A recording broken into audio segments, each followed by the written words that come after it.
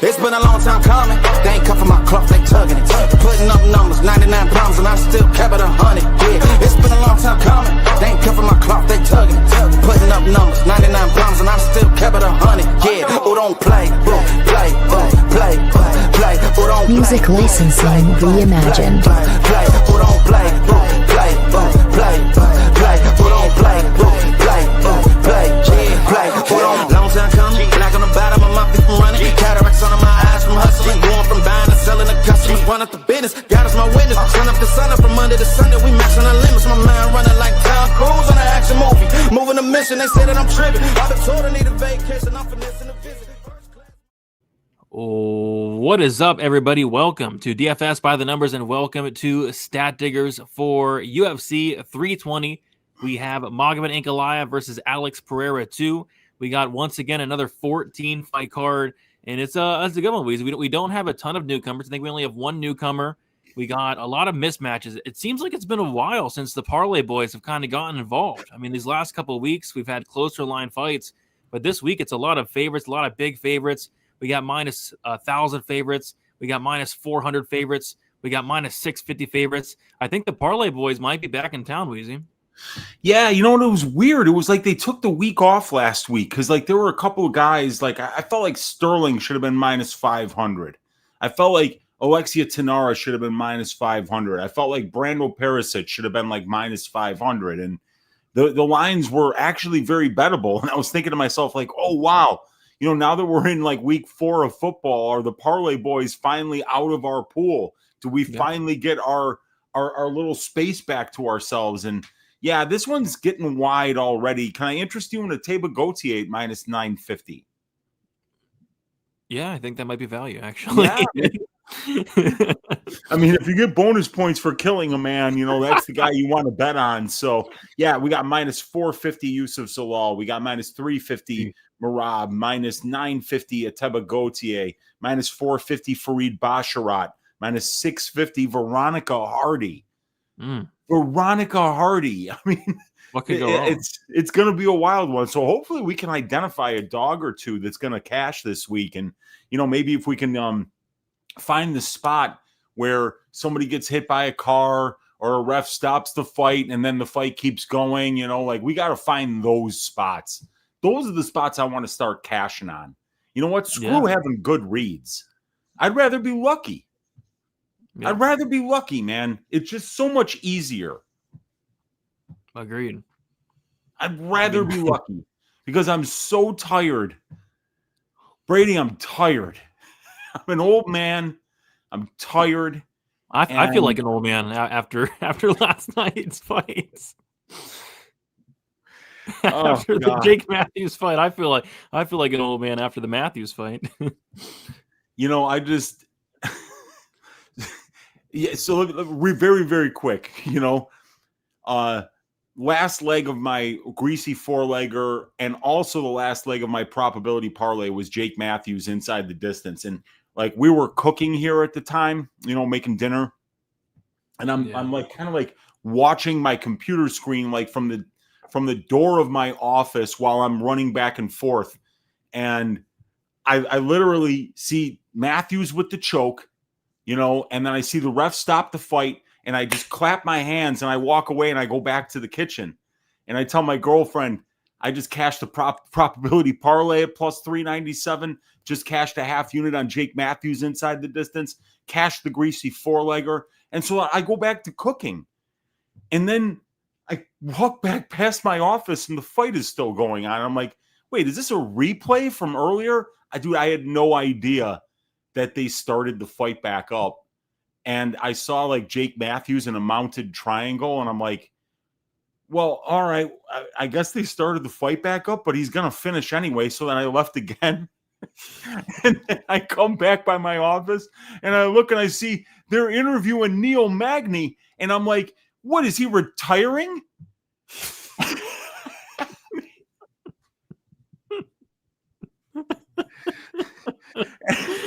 and I'm like, wait a second, you know, like they're talking like he won, you know, like this guy got submitted in the first round. He was in a mounted triangle when I walked by in the second round.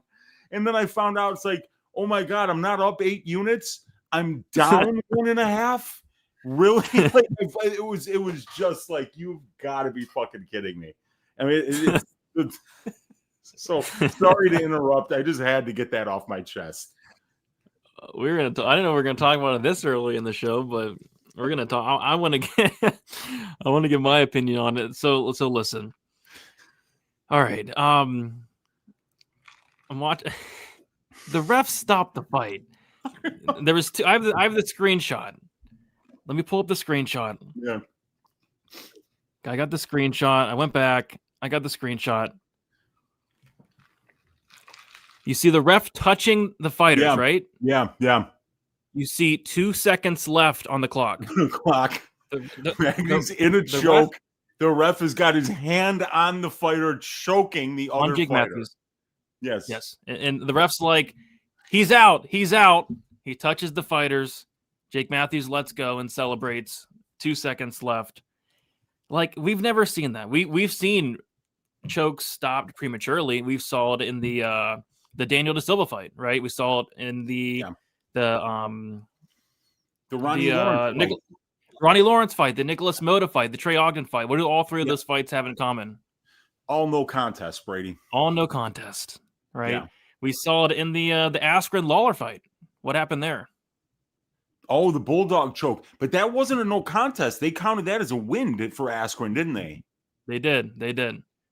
So it's like we've never seen that. We've never seen a fight get stopped by submission and then resume. We've seen no contest. We've seen the fighters maybe getting the submission. We've never seen a fight resumed after it gets stopped for a sub. So what I think is going to happen is I think that Matthews already came out and said that they're going to the commission and they're going to dispute that. I think it's going to get turned into a no contest, but that doesn't mean shit for us bettors. Yeah, like we don't my get our money back. betting record isn't going to reflect that, because they're not going to go back and change that. My tracked loss isn't going to be turned into a tracked win now, but I mean, and we're gamblers. At the end of the day, this kind of shit's going to happen sometimes, but wouldn't it be nice to be the one on the Magny bet? Like, I can't remember the last time, like a Magny bet, probably one of the worst bets you could have made just in terms of how the fight actually played out. I mean, second of all, the other thing was, how in the fuck do you not finish a mounted triangle? That's got to be tough. The saddest shit I've ever seen. If somebody's in a mounted triangle, they literally have 0 arms to protect their face from ground and pound. So you just ground and pound until the ref steps in or until they turn, and then you can finish the triangle from the bottom. I mean, like, this guy is supposed to be a Brazilian Jiu-Jitsu black belt. The only thing he's a black belt in is being a fucking retard. I don't know how Jake Matthews blew that fight is absolutely mind-boggling. I mean, like, I guess you could make the excuse that, they did stop the fight and whether it was a good stoppage or not, that's another discussion. But, to have a guy in a mounted triangle. It's tough. I mean, how hard it is to wind up in one of those? How shitty at Brazilian Jiu-Jitsu you have to be to wind up in a mounted triangle? And I mean, like, this guy has been put in so many fucking bad positions over and over and over again.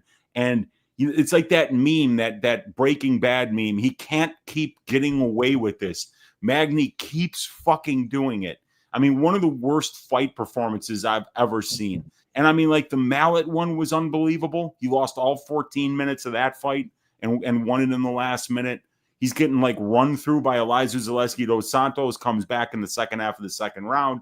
And then this one, he literally gets stopped in the first, put into a mounted triangle in the second, and wins the fight in the third. I mean, just makes no sense. It's fucking crazy, man. Just once, I want to be the one who bet Magny and then come here the next day just laughing my ass off about how I actually cashed like 3.5 units on one of the worst fighters and worst fight performances ever. And those guys cashed. Everybody who bet Magny, it wasn't the worst pre-flop bet because you're getting a really good experienced fighter with great conditioning and finds ways to win fights at plus 350, but I mean, like, we all knew that Jake was going to probably run through this dude, and he pretty much did, and then found a way to fuck it up. I mean, unbelievable. I disagree. I think Magny pre-flop was a horrible bet. You want to know why? Because this guy's like plus 1,000 in every fight that he wins. Yeah, I know. Like at the end of the second round, Matthews was like minus 1,600. Yeah, I mean, it is what it is, and it was in Australia too. Like, he pulled that shit off in round 3 in Australia. Yeah. I mean, it's wow, but it is what it is. You move on. You try to make good bets. Sometimes they don't. Sometimes your guy gets hit by a car. Sometimes your guy wins the fight and the ref stops the fight and is like, nah, just kidding. Let's keep it going. Yeah. So while we're on the topic of the fights, we'll do our quick recap here. Yeah, I mean, I'm sure you're going to touch on it, and you kind of already did. I mean, that was a massive swing, that Matthews fight. It was almost a 6-unit swing for me. Went from being a pretty solid night to being a down night. At the very least, a no contest would have been nice, because it would have been like a really tiny loss or like almost break even. But yeah, that one hurt. I had a unit and a half on the under in the Krut Erzlan fight at plus 105. That hit. I had Erzlan KO 1-2. That did not hit. I mean, it's crazy that Erzlan showed worse fight IQ than Krut. Like, that was ridiculous. Yeah. Like, he had unbelievable. Crazy. 2 opportunities to get back up, but he tried to grapple with it. That was really bad. I had a unit and a half on the Nolan Campbell won't start round 3 at minus 120. That hit. I had Sterling by KO at plus 150. That did not even really come close to hitting. Bellato showed a really good chin, and Sterling is a grappler now. I mean, I thought that was really weird. It worked out, I guess, but kind of wasted a lot of energy, trying to grapple Bellato for, a round and a half or so. So this one probably hurt the most. I had a half unit shot on Ralston 2-3. At really big numbers, plus 1,000, plus 1,600, and it didn't hit because Prochazka forgot how to. It was going to hit. It was going to hit around. That's not how it was supposed to play out. Prochazka was supposed to wrestle, get takedowns early, and then gas out, and then get finished around rounds 3. That's not how it was supposed to play out. But Prochazka decided to go out there and test his striking for some reason and get knocked out by a jab from Cam Ralston. Like, what sense? Like, I picked Ralston.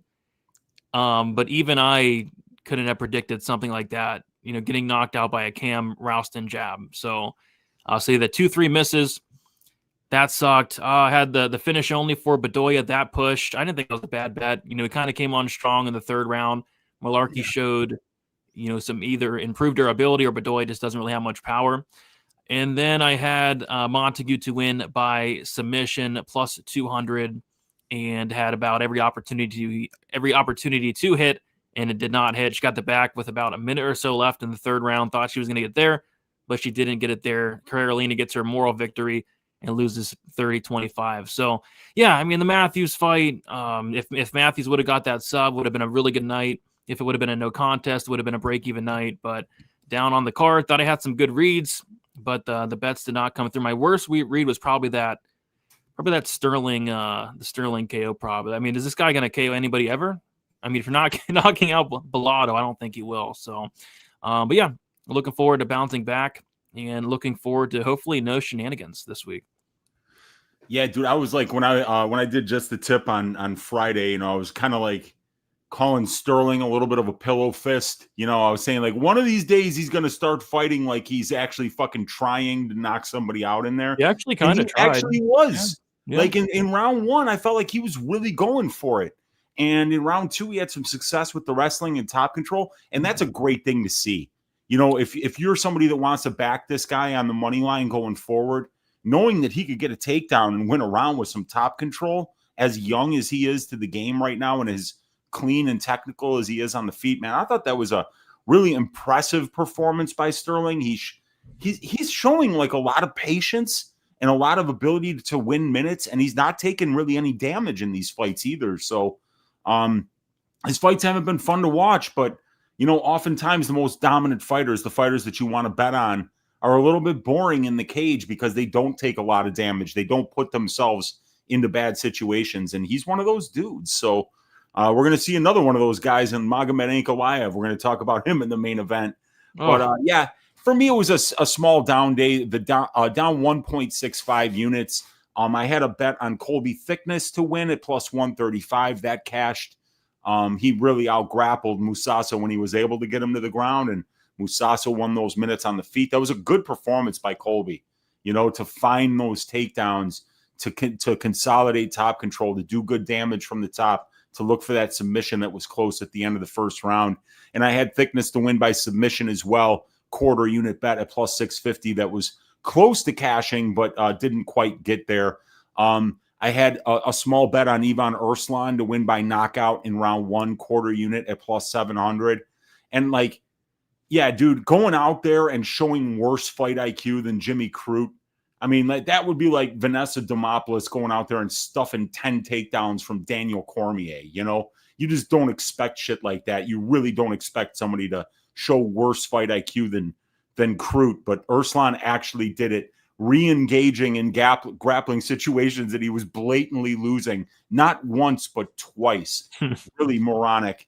And Crute got the good first round finish because Urslan fought like an idiot and Crute fought smart. Crute went to the grappling. He knew where he needed to be in order to have the best chance to win that fight. My probability parlay was the Navajo Sterling money line, the Brando Perisic money line, and the third leg of that was Jake Matthews to win inside the distance. So that was a one unit bet at plus 397. So that was a 4.97 unit swing on the non-stoppage for Matthews. Also a half unit on Matthews to win by submission at plus 500. That was a 3-unit swing. So the fake stoppage in round 1 was an 8-unit swing for me. I also hit 3 of the 4 legs of the greasy 4-legger with the last leg being Matthews inside the distance. So yeah, it was that was like over a 10-unit swing for me all told. And it wasn't like I had crazy amounts of money on that fight. I had 1 unit on the probability parlay and a half unit on Jake Matthews by sub. So and then I always have been lately, Brady, finding the worst possible bet that you can make. And I did that. I bet on Dominic Reyes. I don't know if that was just Ulberg putting on an absolute masterclass, but Reyes looked like about a minute and a half into that fight, I remember saying out loud, I'm like, oh my God, he's not going to land a punch. He looked awful. He looked fat. He looked slow. He looked disinterested. And I think going all the way to Perth, man, it's just all the Aussies won, all the Kiwis won, and it's because making that long trip to Australia is never easy. It really puts you behind the 8 ball. It's difficult to make that long trip and win. And nobody did this time. So yeah, I lost the unit on the Reyes money line. That was a horrible bet. Thought it was pretty good pre-flop. Thought we were getting him at a pretty good price there, but he didn't even show up. So yeah, down 1.65 units. Try to make some more good. I was 10-2 on my fight picks. I just, the spots that I picked actually hit, but I didn't get paid for them. So if that is overturned to a no contest, it'll be like I'll be up a unit instead of down 1.65. But, we'll have to wait and see. Yeah, I think it will be turned into a no contest. But if it does, they're not going to refund us unless they won't. Have they ever done that? I don't think so. Yeah, see, I don't know how that would work because it depends on when the commission kind of hands down their decision. And, a lot of people take their money out of gambling accounts after they, so these guys are never really trying to give you your money back. You know what I'm saying? If a bet rated and finished, I don't think we'll be getting anything back. But hopefully maybe Bet MMA Tips would at least, go back and void all those bets, Maybe. That'd be cool. That'd be nice. That'd be cool. Yeah. But we'll see. All right. On a high note, the piping of the week. Brando Perisic to pipe Elijah Snack Panther Ellison. Dude, Snack Panther. He pulled guard. He pulled guard at heavyweight. This guy's been training with face pounded in.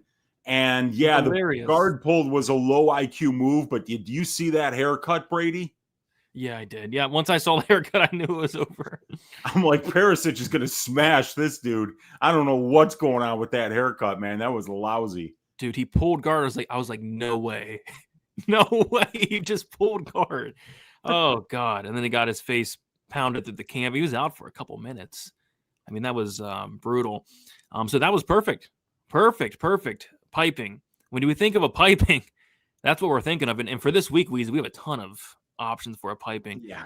And for the milking, pretty much a perfect milking. Michelle Montague to milk Luana Carolina this Saturday. She milked her. She didn't get the sub, but she milked her. She drained her. She took her down like 5-6 times, beat the crap out. I thought the fight was about to be stopped on multiple different occasions. Montague milks Luana Carolina. Really good win. Sketchy moment. She did get dropped, but yeah, if she can get the fight down to the ground, she's pretty dang good there. Yeah. And I mean, she looked really good at 135, dude. Her body looks very strong. And, like she looks like she's going to be one of the most physical ladies in that division.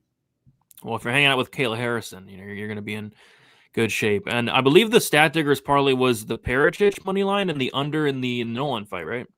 It was definitely the under in the Nolan fight, and it was either the Sterling money line or the Perisic money line. So we hit it. We definitely hit the Stat Diggers parlay this week too. 3 for 3. Yeah. Hey, man, that's what we want, man. And we had good reads last week. The results on the track betting record didn't work out for us. Congratulations to all the Neil Magny bettors. I hope I get to hit something like that going forward. At least the reads were solid, and we got to make it 2 weeks in a row of solid reads, man. We got to finish this year strong, Brady. Hopefully I hit some bullshit like that. Oh, God. Man. I really hope I do. I can't wait for me to get one of those one of these days to be like, holy shit, I bet against somebody that got hit by a car and nobody knew, and he fought anyway, The only time I can remember hitting a bullshit bet like that was I bet Cody Brundage to win in round 1 at plus 2,000 against Jacob Malkoon. Oh, yeah, dude. I had the under 1.5 rounds in that fight. I remember I hit that. I think I was in Europe. I was in Greece, and I had one bet that week, and it was the under 1.5 at like plus 205. Hit it, and I was like, thank you. And then we were talking about how Cody knocked out Jacob Malkoon in the first round. He did. He definitely did. Knocked him out cold. All right. So we'll get into the comments. By the way, I did do a who needs to get help poll. I only put 3 names because really I think there only was 3 names to put. Jake Matthews, Andre Petrosky, and Dominic Reyes. I expect a pretty competitive poll here. You got to imagine 91 votes thus far. We'll wait till we get through these comments and hopefully get maybe 150 votes would be cool. Let's get these comments. We got Dixon saying F Jake Matthews. Nah, but for real though, he's an absolute bum. Yeah, I mean that was wild. Magny round 3 is an auto bet from now on. I guess so. He just keeps on getting it. If Petrosky doesn't win the get some help poll riot, yeah, that was wild. I picked Ralston, and I even thought that was ridiculous. Just a horrible look. And what's even crazier, and this is a crazy sport we bet on. How does Ralston KO 1 Petrosky, but Edmund Shabazian, who has 10 times the power, take him to decision? That just tells me the Shabazian fight was rigged. He rigged it. I couldn't believe that. I just remember thinking to myself, I had 2 bets on that fight. Shabazian by KO, Petrosky by decision. And my rationale was like, there is no fucking way that if Petrosky doesn't get takedowns, that, he's not getting touched at some point and getting sent to the shadow realm. He gets sent to the shadow realm by a hip bone in the Malkoon fight, by a jab in the Malkoon fight, by Ralston. I didn't even catch the shot that Ralston finished him with, but I saw him just laying there, and I'm like, oh, it's not. I'm not surprised that happened. I actually picked Petrosky to win the fight, and I was considering laying some juice on him, but you just can't. You can't lay juice on this guy. His conditioning is suspect. His chin is gone. And, sometimes fight IQ is horrible. It's horrible, dude. And he's afraid to get tired too. Like, that's why, I think that part of it is he only shot 6 takedowns in the Shabazian fight. And it's like, dude, you're not even going to try to chain any together. You know, you're not gonna like you're okay with standing at range with this guy. And yeah, I mean, he got pieced up. I can't believe he didn't knock him out. That's embarrassing for Shabazian. Yeah, that's super embarrassing. Super embarrassing. Let's see. We got Daz in the building. Let's go. Money to be made. Yes, sir. Yes, sir. What's up, Daz? Anthony Fluffy Hernandez. Ivan Erzlan needs the most help. Yeah, he definitely does need help. I guess I could have put Erzlan up there as well. Shout out to Magni for doing the Lord's work and helping identify people with undiagnosed autism. Rowe, Malott, Dos Santos, and Matthews need help. I couldn't agree more. I couldn't agree more. Say, oi, poor Dominic Reyes. Yeah, that was kind of tough to watch. We got TH. Yo, what is up? We got Yes Freak, Scottsdale, Arizona, here to support. This intro is gangster. Appreciate that. Yes, Free. We got Nick's in the building. What is up, Nick's Future? What's good? We got LJB. Who's that? Jim Perdios. That's the referee. And let me tell you something, Brady. Oh. Perdios is a Greek name. And the Greeks have given so many gifts to the world, Brady. Democracy, some of the best food ever, philosophy, you know, a rich mythology, you know, so many things that our culture depends on was invented by the Greeks. They fought wars that saved European culture for centuries. Yeah. Jim Perdios is not one of the gifts that the Greeks gave to the world. Mm-mm. That's why they sent him all the way down there to Australia, down under, you know. It's just, what a bum. That guy really ruined my night last night. Yeah. Jim Perdios fucked me. He fucked me. That's definitely a Greek name. There is no way Jim Perdios is not a Greek name. Yeah. Sickening. Veronica Hart should be minus 800. Maybe. She's fighting Brogan Walker. Gautier KO1. What do you think that's going to be? Minus 400. It might be the worst price KO1 in UFC history. Dude, the under 1.5 for that fight is minus 275. Oh, I thought it'd be wider. Well, It'll probably will be by the time this show's over. Oh, what's up? What's good? We got Mr. D. What's up? Neil the Parlay Buster Matthews. Yeah, he keeps on doing it. The Magniverse form. Yeah, it did. Jake Matthews fell right into the Magniverse. It's crazy. It's a crazy thing. Brady, the problem is the ref is lying. Here claims he never called it off and he was just calling it for the round. Yeah, he's lying. He's lying. He said, never mind. Basically said, never mind. Fight round's over. Let's continue. It's just crazy. Got the High Owl in the building. Jack Jenkins, round 3 sub, 35-1 will haunt me for a while. I didn't catch it. Was he close to subbing Tavares? I don't remember. I remember that fight just being kind of boring. Yeah, I was like watching, but at the same time, I was like not watching type thing. I think I was still pissed about the Matthews fight. Yeah, dude. I mean, like after that point, I remember I was just like, all right, I can't watch anymore. This is crazy. Something happened to Matthews. Probably did have an adrenaline dump. Neil Magny is just that guy. Yeah, he is. V-Bucks thing. He literally talking about Jake Matthews. I can beat him. I wish you would say that to Jake Matthews' face, V-Bucks. I wish you to go right up to Jake Matthews and say, hey Jake, you suck. I can beat you. And see what would happen. Probably get you to mount the triangle. But he wouldn't finish you, though. Yeah, right. He can't finish that. Oh, Neil Magny deserves everything he earned. Yeah, he's getting it done. He's a veteran. Magny haters copium tastes so good. He can't keep getting away with this, Dogfather. He can't. No more. It couldn't have tasted any better than cashing a bet on that bum. I mean, let's face it. I mean, when cashing a plus 350 on a guy that gets finished 3 times over 2 rounds, you know, that's got to feel so much better than the people that are just bitching about it afterwards, man. I know. I know. Don't get me wrong. I won on my goat thickness, but geez, I fear for his future. Yeah, he looked. Was this like it looked like his leg was broken on the feet? Dude, looks like a wounded giraffe. Pressure is nuts, dude. Musasa's forward pressure is so fucking relentless, so good. That kid's gonna figure it out at some point, man. But he's got to get the hell out of the Congo. I don't know if he can fix that ground game. He can if he gets out of the Congo. He likes the Congo. By the way, I think there's another Congo guy on the Contender Series this week. Oh, okay. He trains at the same gym as Musasa. Okay, we'll see what he's got. It's interesting, because those guys, they can win some of those Contender Series fights.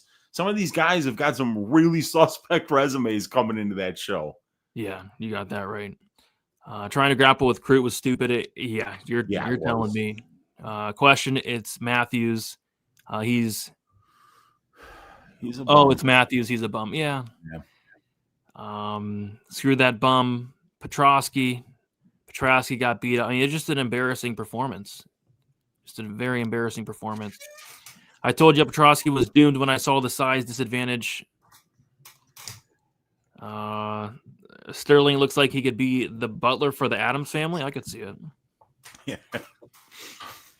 That guy that fought Malarkey had pillow fist.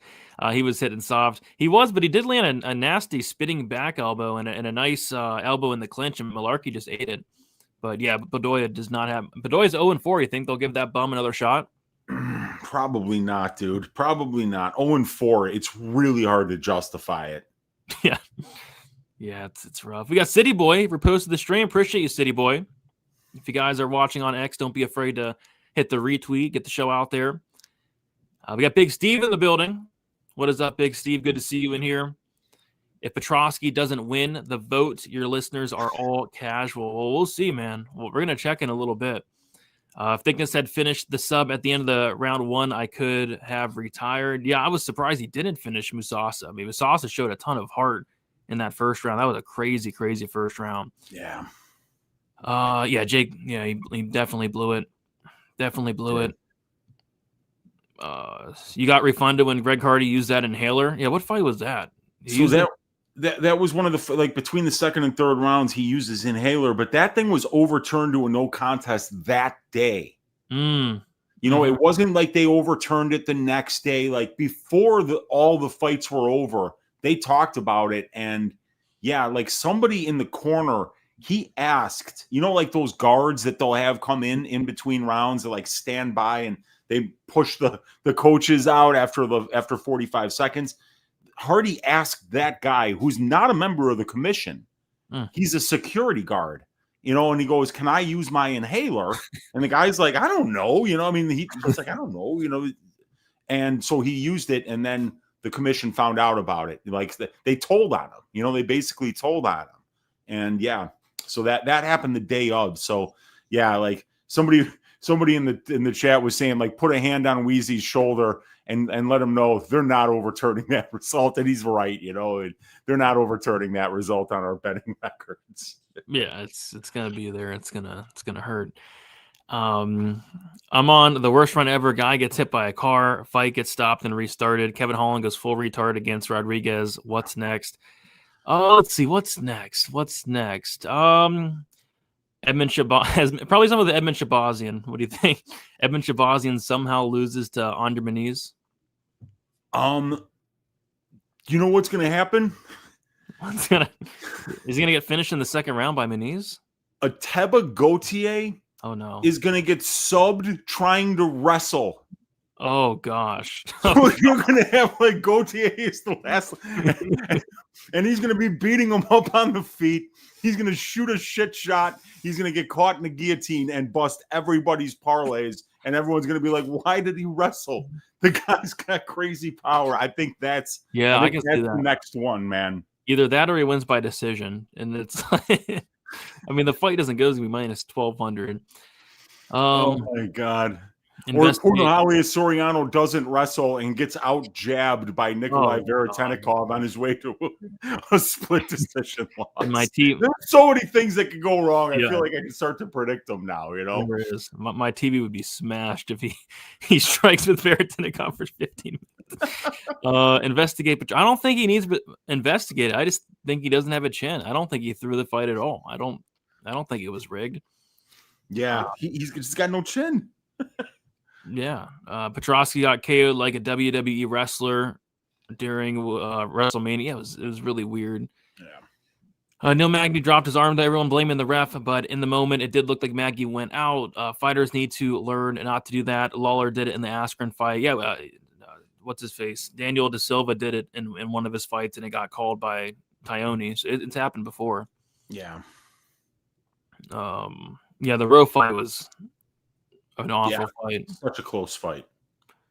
Hammering the under 1.5 in the Yuri Rountree fight. I don't hate it. It's getting priced as if it's a McKinney fight. That under in the Gautier fight. Yeah, minus 275. That is priced like a McKinney fight for sure. I don't know why that fight. Forget him accepting it. Why was that fight even booked? I mean, who made that fight? I mean, that shouldn't be sanctioned. It's a horrible. Yeah, I mean, Diaz is coming off a win, but I mean, do these guys not know how to say no? I mean, I know some of these guys are just gonna be they'll say yes to whoever, they're just gladiators. Yeah. I mean, and Ozzy must be that dude because I don't think anybody wants to fight this guy Gautier right now. No, he looks like a statue that came to life. He does. I'd love to milk Michelle Montague. Yeah, I wouldn't mind doing that myself. Musasa has the ground game of a clownfish. Yeah, Musasa just had to pee. He said so. Unfair. Did he have to pee? Yeah, he kept saying that he had to pee after that nut shot by Thickness.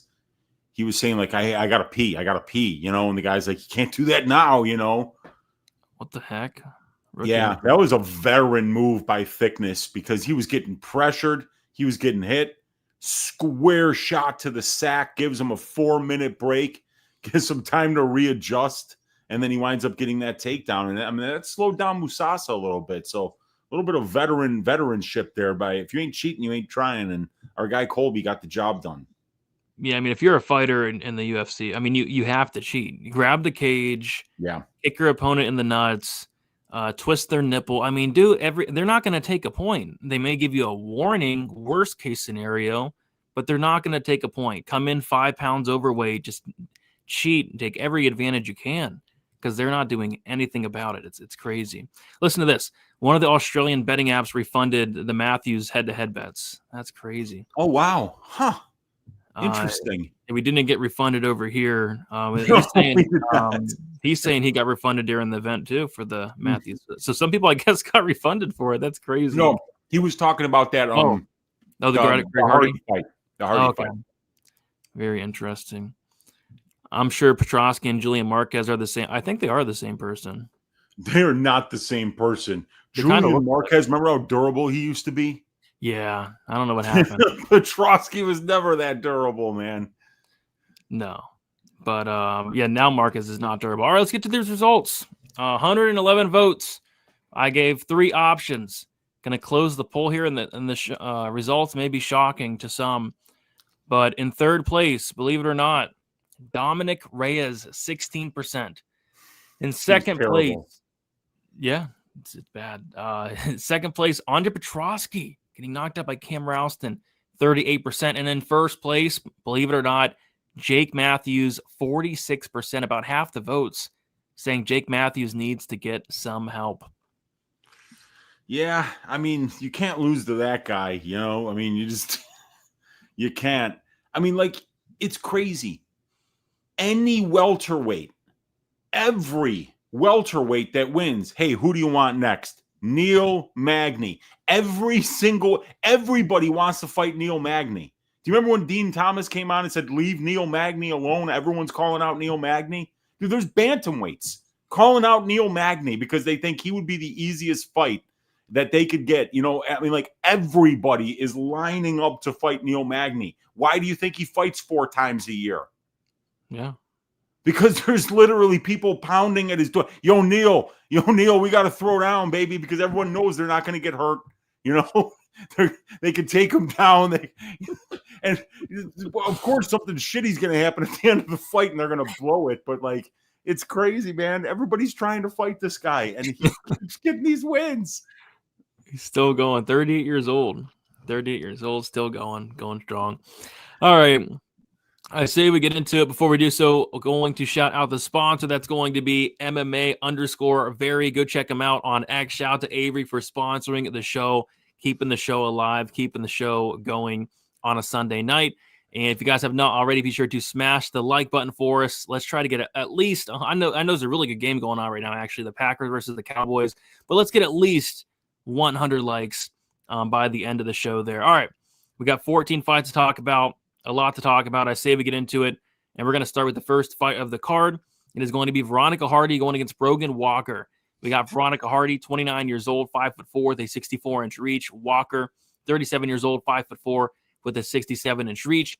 Hardy's 8 years younger, got the same height, and we got Walker with a 3-inch reach advantage. Veronica Hardy is 3-2 in her last 5 fights. A decision loss to, believe it or not, Bay Malecki. A decision win against Juliana Miller. A decision win against Jamie Lynn Horth. A decision win against JJ Aldrich. And then a decision loss against Eduarda Mara.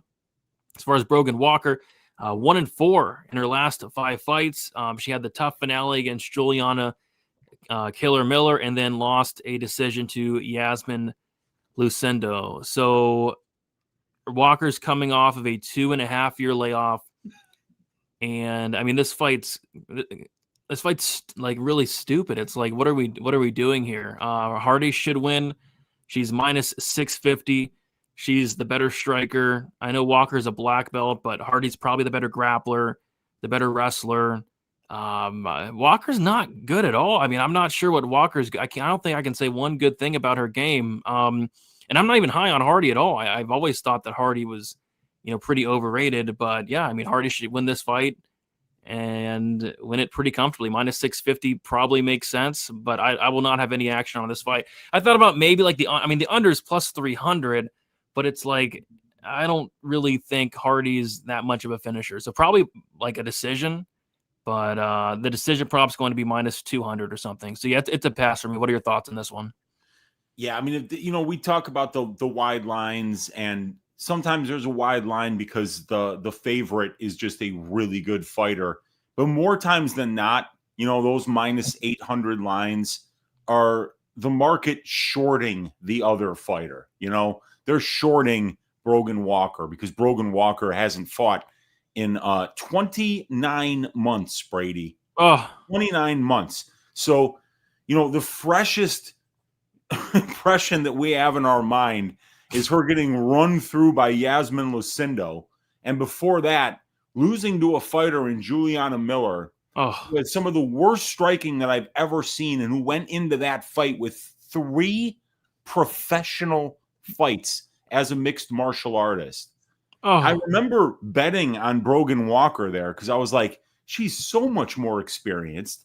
She's a Brazilian Jiu-Jitsu black belt, so it's not like she's going to be way out of her depth in the grappling exchanges. She's going to be the much more technical fighter, much more experienced fighter, massive strength of schedule advantage, all those things.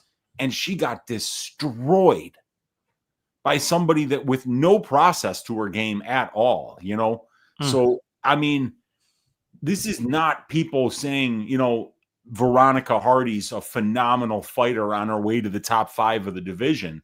This is, wow, there is not an easier fight in this division than Brogan Walker. So you're getting minus 660 on the money line, and it makes the fight unbettable. Oh, God. Because, these are like, you cannot be putting real money on Brogan Walker, number one. And then number two, you can't be laying minus 660 on Veronica Hardy with her skill set where it is. So yeah, this is a pass. This is such a pass. It is a pass. And then you have to look at maybe the finish prop, but it's like Hardy's not finishing anybody ever. So she got a triangle choke win over Polyana Viana many years ago. Like that was before like her 3-year layoff when she came back after she married Dan Hardy. So yeah, it's been a long time since she's finished anybody. So yeah, I don't think this is a good spot here for Broken. But like we can't be laying minus 660 on Veronica Hardy. So no, you can't. She opened up minus 400, which there's probably value there. Minus 400, minus 650, and I just have a feeling that this line's going to continue to get wider. By the time this fight kicks off, it wouldn't shock me. And I know it's disgusting. It wouldn't shock me if Hardy was minus 1,000 after all the parlay boys come in throughout the week. It wouldn't shock me if Hardy was minus 1,000 because to me, there's just there's zero reason to bet Walker here. So, yeah, I think it's a pretty easy pick, but in terms of a bet, nothing sticking out at all. Laying minus 650 on Veronica Hardy. Oh boy, yeah, it won't be me. Walker needs to, I thought she was gone. I mean, what is she doing here? I mean, she hasn't fought in 2.5 years. And when she has fought, it was awful. Yeah, see what they do, dude, is they'll sign them to a 4-fight deal. Oh. And I think what the deal is, Brady, is like if you cut somebody after 2 fights, you got to give them the show money for the 2 fights that they didn't fight. So a lot of times, even though you're holding on to somebody like Brogan, who's 37 years old, who hasn't fought in 2.5 years, you'll call her up and be like, hey, like if we're trying to get Veronica a win, let's see if Brogan wants a fight. Because Brogan's going to get show money for showing up and making weight here. Yeah. I mean, I don't think she even thinks she's going to win the fight, but this is what she does for a living. So when your boss calls up and tells you to show up for work, as long as the job is something that you're ready to do, you're going to show up and get your show check. Yeah. Yeah. I don't know what's going on with this fight. Getting TKO by Juliana Miller is inexcused by wonder what Hardy finishes paying. It's going to pay pretty good. I mean, the under 2.5 is plus 300. Not too often we see an under at plus 300 there. So it'll definitely pay good, but will it hit is the question. Hardy can finish Walker. Juliana Miller. Well, Juliana Miller's a killer. And Juliana Miller is not like a technical fighter by any stretch of the imagination. She really is a finisher because she's not going to win minutes like ever. Her wrestling is no good. She's just very aggressive and in all spots of the fight. So Veronica Hardy's a lot more technical. She's 6-3 to the decision as a professional. She's got 3 wins by decision at the UFC level. So she's just much more willing to play that minute-winning game. Yeah. Let me see here. I'm looking at the wiki feed. Oh, okay. They don't have Veronica Hardy on there. I mean, what about Veronica Macedo? Try Veronica Macedo. Oh yeah. Yeah. Look at that. There we go. Smart. Yeah, 4.62. It's not the best, but it's not the worst. Yeah. Dude, Brady, if only I could negotiate my MMA bets like I negotiate wiki feet. I can find those kind of go-arounds all the time. Yeah, 100%. Yeah, they're decent feet there. 156 photos of her feet, by the way, on wiki feet. Fair enough. That's a lot of pictures. That's a lot of tape to go through. That's a lot of pictures there. There she's training with, looks like Hannah Goldie. Nice. Oh, and there's a great picture of her, Hannah Goldie, and Sean Strickland. And Sean Strickland in the picture is looking super annoyed. And Veronica posted it saying that Sean has to coach women's MMA as part of his anger management training. And so like it's like Sean like looking like this all angry, and then like Hannah on one side and Veronica on the other, and they're like smiling and like posing. It's a great picture. I mean, if I had both those ladies on either side of me, I wouldn't be upset about it. Hell no. No. Brogan Walker Sanchez is a 3.98. We don't see a lot of threes on Wiki. She must have some bad feet. So no wonder she does. No wonder Walker's minus 650. I mean, she must have some rough feet. Just they're all yellow. Oh God. She's from Guam. She's been on that sand a lot. That takes a lot of damage. That's a great, it's a very grating thing to be walking on. It really wears on you. A lot of sun dries it out. So not only has she not fought in 2 years and 5 months and had, lost 4 of her last 5 fights, not a lot of momentum here. You're also up against a 3.97 wiki feet score. I mean, there's just not a lot of reasons to get to the underdog here. Yeah, agreed. She gets the finish. A lot of people thinking the finish, and I don't hate it. We'll see what the line is. Like if it's plus 500, maybe, but it kind of might feel like the Montague fight where it's like, how the fuck didn't she get the finish? There might be something like that. We talked about the wiki feet there. So Eileen Perez's butthole, you have to look up Veronica Macedo, and then they have Brogan Walker as Brogan Walker Sanchez on there. So I'm gonna switch it up a little bit. Yeah, Uncle Weezy, Weezy's been on the wiki feed apparently. 4.62. It's not the best, but it's not the worst by any means. Yeah. If you're minus 650 and can't get a finish, get some help. Yeah, and I think she'll even be a bigger favorite by the time this fight kicks off. Is that how the bookies set these lines to check their wiki feed? I think that they play a part. I don't think it's the entire thing, but definitely plays a part. Yeah, as somebody who studied data science, Brady, it's in the algorithm. Let's just put it that way. That feed, that feed score is working into the final number. Yeah. Those little piggies went to the market. There we go. Heck yeah. Wait a second. Oh my gosh.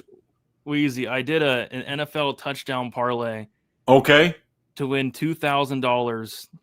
Okay. And I had George Pickens. He scored, I heard. Check. I had let me see, let me pull it up here. So George Pickens, check. Josh Jacobs, check. Jake Ferguson, check. And all I need is Tucker Kraft. Oh man. Thing is, Tucker Kraft, the first drive of the game, he fell at the half-yard line. So he was about to score? Yes, he fell at the half-yard line to win $3,260. Oh my God. Yeah, Dixon's saying it. You should have 2 touchdowns, man. Oh boy. Oh yeah, apparently he got a touchdown and got called back as well. You're kidding. I know, so I'm getting screwed. So there's still time. I hope. I'm not watching it, but hopefully Tucker Kraft can get in there. But yeah, are you kidding me? It's bull crap. That's a brutal. It's been a brutal weekend. I mean, the Jake Matthews fight. I went 0-3 in fantasy. Shout to Lamar Jackson. Apparently, he hurt his pussy today. You see that? No, I missed that. What happened? Apparently, he sprained his pussy and he quit the last half of the game because they were down 20 points. So Lamar hurt his pussy. Wow. 0-3 in I know it's the first pussy injury in NFL history. Went 0-3 in fantasy, and now Tucker Kraft scores twice, and one gets overturned. One's at the half-yard line. Oh, sickening. God. Just fucking Sickening. ridiculous, man. It is what it is. All right, but that was my weekend. Next fight, we got Ramiz Brahimaj going against Austin Vanderford. We got Brahimaj, 32 years old, 5'10" with a 72-inch reach. We got Vanderford, 35 years old, 5'11" with a 74-inch reach. We got Brahimaj 3 years younger. Vanderford with a 1-inch height advantage and a 2-inch reach advantage. We got Brahimaj is 3-2 in his last 5 fights. A decision loss to Court McGee, a submission win against Michael Gilmore, a decision loss to Themba Garimbo, a knockout win against Mickey Gall, and then a submission win against Billy Ray Goff. As far as Austin Vanderford, 3-2 in his last 5 fights, came in, made his debut against Nikolai Veritenikov, and won that fight by second round TKO. So, Brahimaj is a guy that I thought was completely done. So he had a really long layoff. I think it was between the Gilmore fight and the Garimbo fight, and apparently had either a back surgery or a neck surgery, something along those lines. And you said back?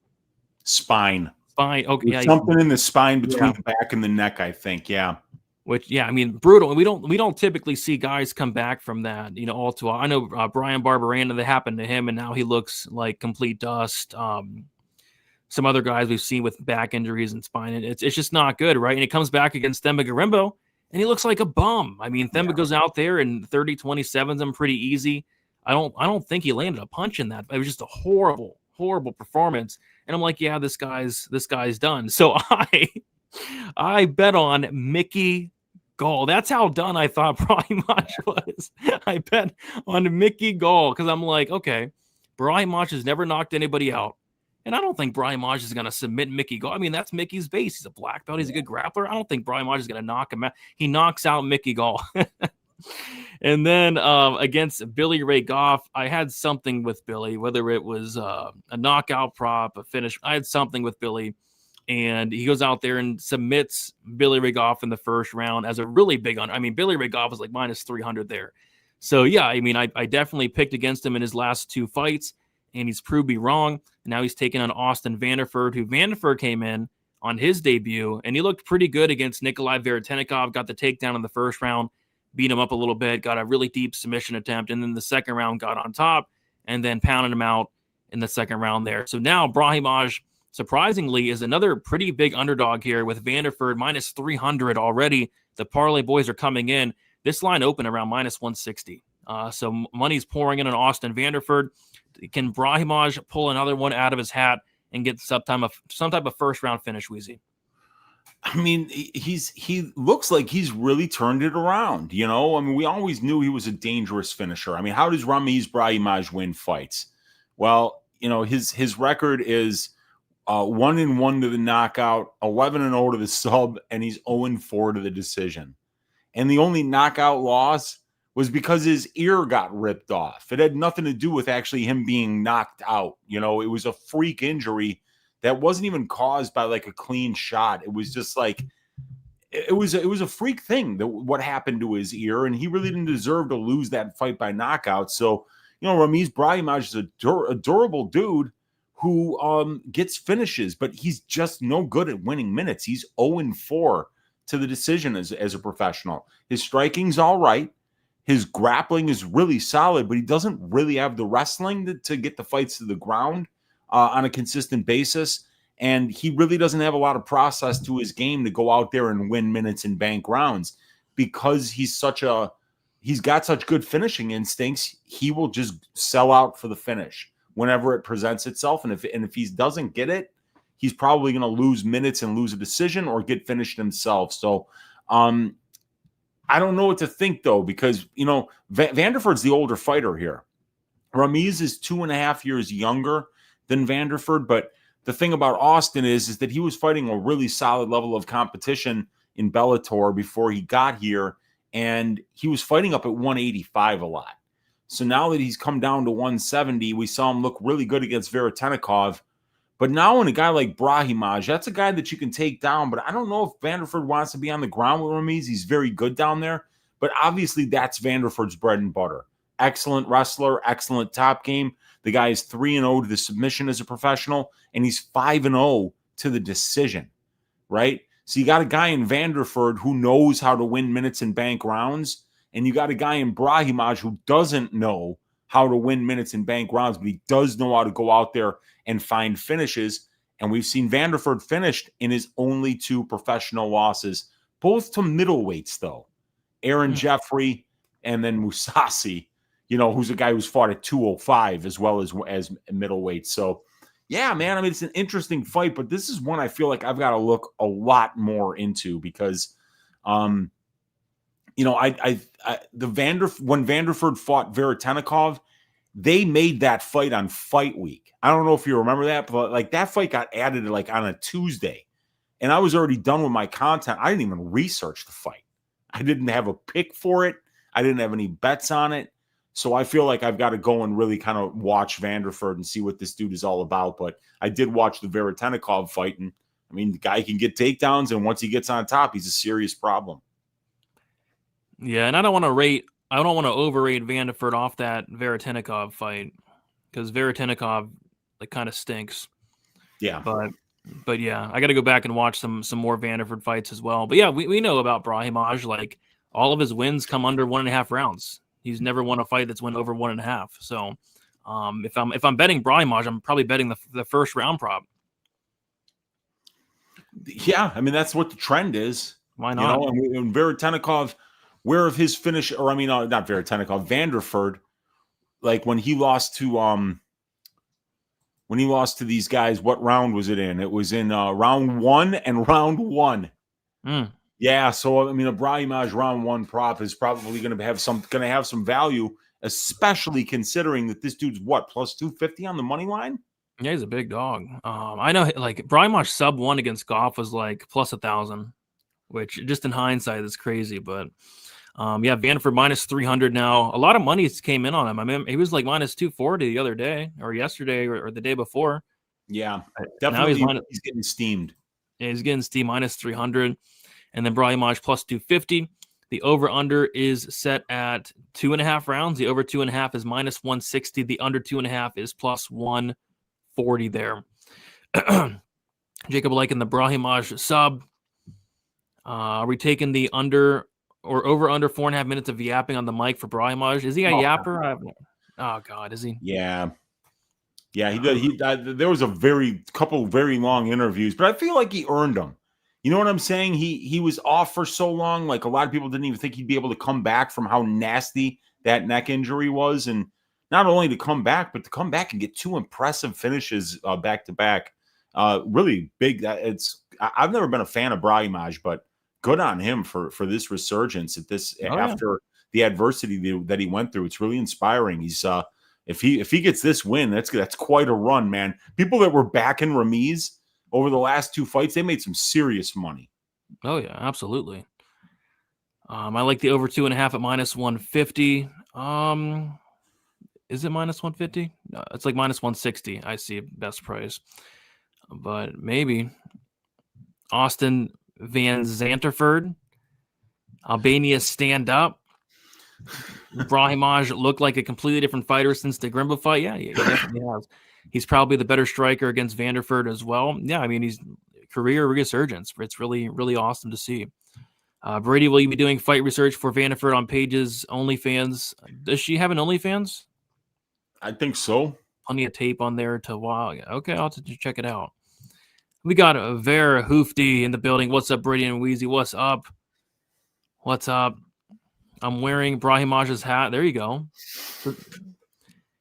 Anthony Fluffy liking Brahimaj in this. Yeah, I'm going to be taking a look at the round 1 prop of Brahimaj because that's how he typically wins.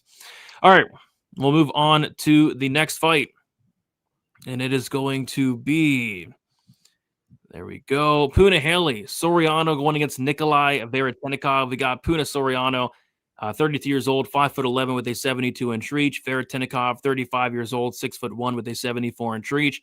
Soriano, 3 years younger. Veritenikov with a 2-inch height advantage and a 2-inch reach advantage. Puna Soriano, 3-2 in his last 5 fights. A knockout win against Dolce Longambula, knockout loss to Roman Kopylov, submission loss to Dustin Stoltzfus, and then a decision win against Miguel Baeza, and a knockout win against Uros Medic. As far as Veritenikov, he is 3-2 in his last 5 fights. Had a decision loss against Danny Barlow in his debut, a knockout loss against Austin Vanderford, and then a decision win against Francisco Prado. So when I was first looking at the lines, the one line that jumped out at me was Soriano at -215, and that line is no longer there. It's -255. So the lines, I mean, the parlay boys are coming in. I mean, these lines are moving, and they're moving quickly, Wheezy. It's already Sunday. So, yeah, I mean, I liked, Soriano first look. Probably not going to get there now. Maybe going to look at some props. But, yeah, I think Soriano gets it done. Since he moved down a weight class, he just looks like a completely different fighter. Physically, he's performing like a completely different fighter. I mean, that performance against Miguel Baeza, and say what you want to get about Miguel Baeza, but he's a good striker. He's a black belt. Soriano went out there and took him down and beat him up. I mean, landed, how many strikes on the mat against this guy? The fight probably should have been stopped at some point in that 3rd round. And Soriano looked incredible. He showed 3-round cardio. He showed good wrestling. The best version of Puna we've ever seen. Then he goes out there and knocks out Uros Medic in the 1st round. So I think Puna Haley Soriano at welterweight is going to be an absolute problem here.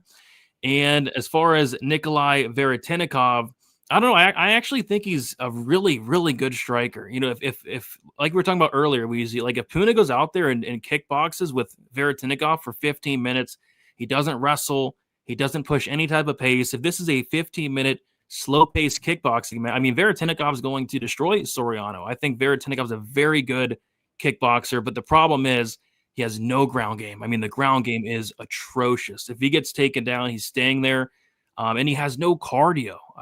His last fight against Francisco Prado was one of the worst displays of both cardio and fight IQ I've ever seen in my entire life. I had a bet on Veritenikov. I really thought he lost the fight. He did the whole, Weezy, you know how fighters do the spinning back kick when their opponents are 1 feet away from each other? Yeah. Did that 5 times and got taken down each time. He was completely death-gassed, and he did a spinning back kick when Prado was right an inch in front of him, and he got taken. It happened like 5 different times. I don't know how he got the nod there, but it was a horrible look. And luckily for Veritenikov, Prado's just as bad, if not worse, but that was a horrible, horrible fight. So I think Puna Haley Soriano has a couple different paths here. Get this fight down to the ground, and if he does that, I think he can actually finish the fight. Could land a big shot on the feet. Just push a pace. Make Veritenikov work here. And if you do that, I think he's going to, probably finish him. So I like Soriano here. But there's a couple things that scare me. He's training at Extreme Couture, and there's been some very weird results coming out of the gym lately. Remember when Dan Ige decided not to fight against Patricio Pitbull? Remember when Edmund Shabazian took Andre Petrosky to decision? Remember when Mansour Abdul-Malik decided not to start fighting until round 3? Remember when Michel Pereira took a dive against Kyle Dawkins and got knocked out? I mean, there's been some wild results coming out of Extreme Couture. So how big of a favorite was the Mexican kid against Michael Johnson, Zellhuber?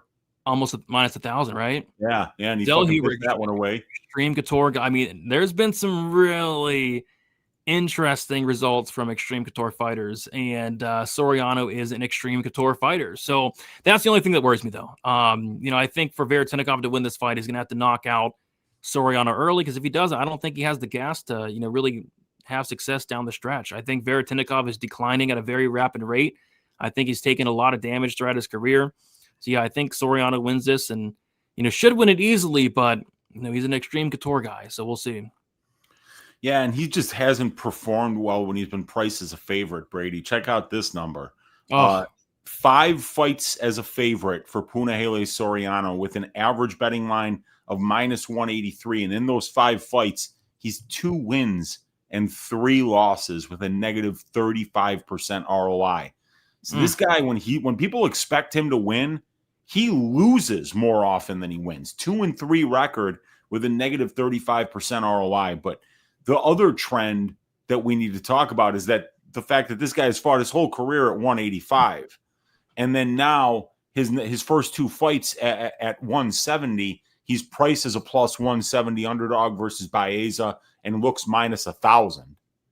And then he's priced as a plus 185 underdog in the next fight versus Uros Medic and knocks him out in the first round and looks minus 1,000. So right now, it's hard not to be a believer in Punahele Soriano. It looks like he's finally fighting at the right weight class.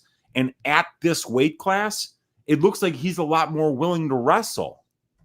And that's something we've always known. Puna's has had good judo and good wrestling. He just always trusted his power. And if you're a moment winner, you're not going to win minutes at distance striking range against a lot of these guys. He slows down later in fights.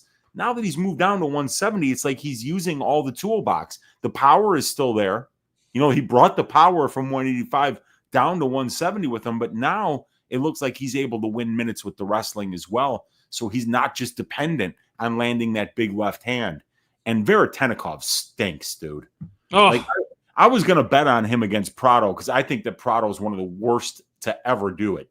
Ever. That guy is horrible. He probably should be a featherweight, and he fights at fucking welterweight. He's just a fucking terrible fighter. And Veritenikov almost screwed that up. He was twice as big as Prado. He's a way better striker than Prado, and he's still almost fucked that up. So I think that this is going to be Soriano. I think even at minus 260 or wherever he is right now, I think it's going to be difficult for him to fuck this one up because the wrestling is going to be there whenever he wants it. But I think he's actually the more powerful striker. Oh, yeah. I think that Puna, maybe he's not a better minute winner at range than Veritenikov is. That's debatable. Veritenikov comes from a striking base, but man, I'll take Soriano's left hand over any of Veritenikov's weapons. Yeah, the only thing that worries me about Soriano striking with is the Stoltz fist fight. Stoltz was just kind of whooping his ass, but still up at 185. You know, it's something. I want him to wrestle here. If he wrestles, he's gonna fuck this guy, I think. Yeah, dude. What he did to Baeza was like, wow. I didn't know Puna had this in him, that was such a phenomenal performance. So real eye-opener there. Let's see if he can make it 3 in a row. Packers are at about the 20-yard line of Dallas. I need a Tucker Kraft touchdown for well over $3,000. That would be huge, dude. That would be huge. That would really help soften the Jake Matthews blow, my man. There's Tucker Kraft with a nice block.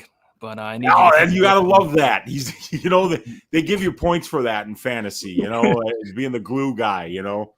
Come on, Tucker, get in there. But let's see. Yeah,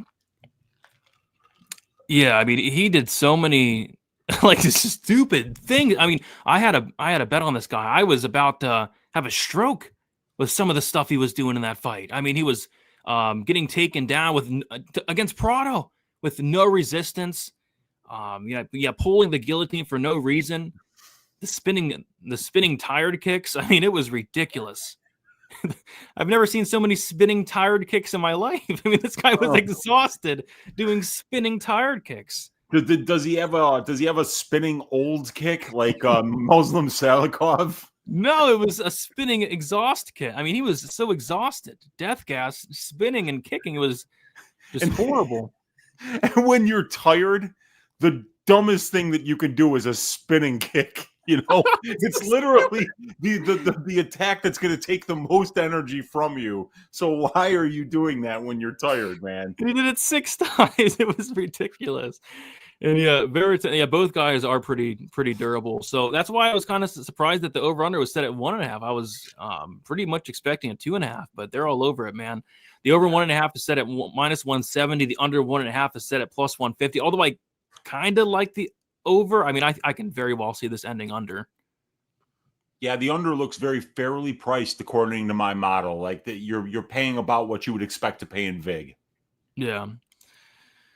All right, Tucker Kraft's in motion. Tucker Kraft out to the right. Jordan Love backs away. He got no, motherfucker. Romeo Dobbs, 3rd touchdown of the night. Romeo Dobbs, 3 touchdowns. Oh. Tucker Kraft was wide open right down the middle. I don't know if he was scored, but he was definitely open, and they gave it to Dobbs. And Dobbs 3 touchdowns. Kraft doesn't score. That's ridiculous. Bummer, dude. It happens. First, Matthews fucks me, and then Tucker Kraft fucked me. Got fucked all weekend, but sickening. It's sickening. Veritenikov is poop. I would tend to agree with that. No, I guess Dobbs is the new Kraft. Dobbs is the new Kraft. The Cowboys need some help, man. I mean, that defense is brutal. We got Bub Collins. I wanted a story last week, and Wheezy, what do you got? You got a quick story for Bub Collins? Because he did want a story last week. Yeah. All right. Yeah. You know what? I actually remember one. Okay. So went down to spring break in Dallas, Texas, to visit one of my fraternity brothers, Todd. Todd grew up in Naperville, Illinois. I grew up in Park Ridge. We were fraternity brothers at Northern Illinois, but Todd's parents moved down to Texas. So he would go to Texas like when he was done with school for the breaks and stuff like that. So spring break one year, me, my buddy Robbie, my buddy Pete, and my buddy Angelo drove down to Dallas with the thought of really partying hard down there. And we did that. We brought a lot of drugs with us. We went out every night.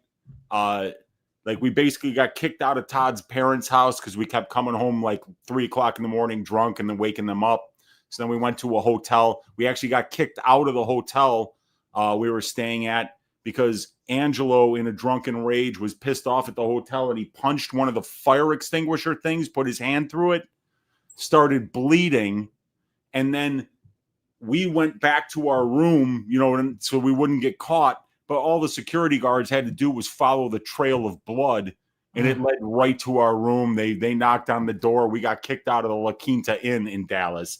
But when we were driving back, so we got to make Dallas to Chicago is at least like a 15-hour drive. So we're all doing shifts in Pete's car, right? Pete's got this teal Ford Mustang with Illinois plates that say Lucky as 7, Lukyas, the number 7. And because my buddy Pete is one of the luckiest people that I've ever fucking met in my life. And we love that plate because it really did sum him up. So we're driving back and we're completely out of drugs. We went with all these drugs down to Dallas, but now we did all the drugs in Dallas and we're driving back and we're out of drugs.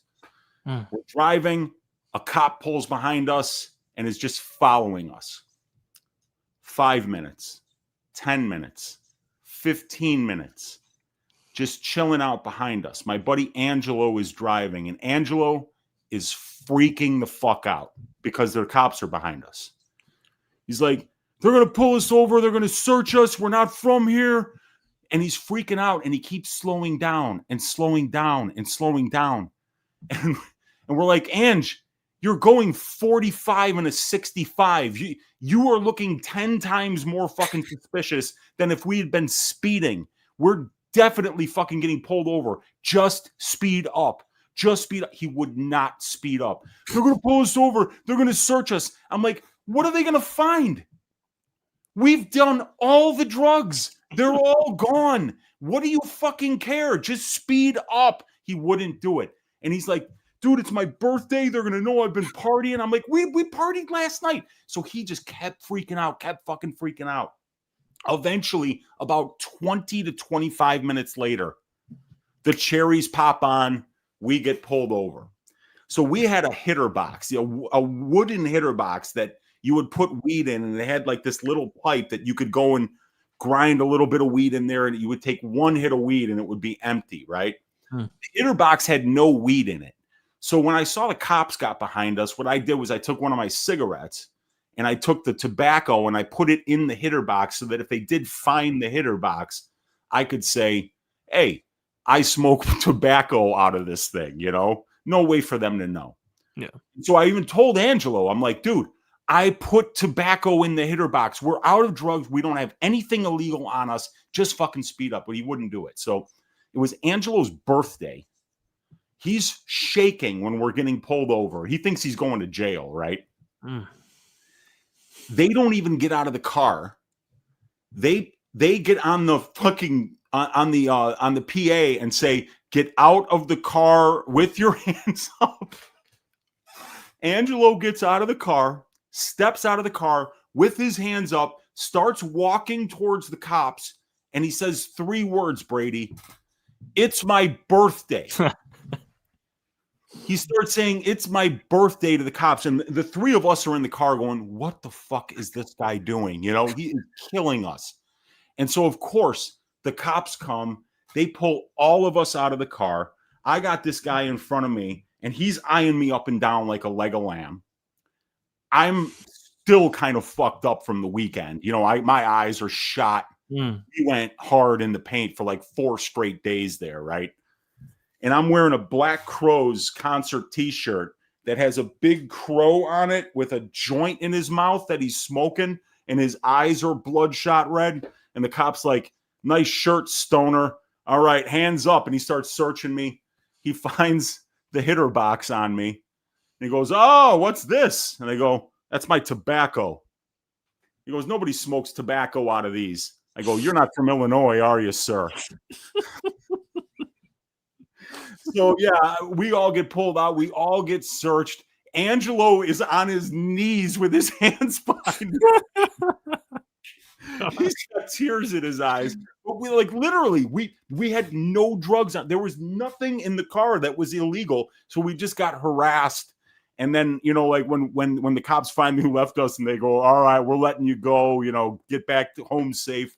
You know, we're all like, Angelo, get in the fucking back seat. We're not driving anymore, man. So the 3 of us took the rest of the shift. So it was crazy. But I mean, it was just funny to me the whole time because I was like, nothing's gonna happen.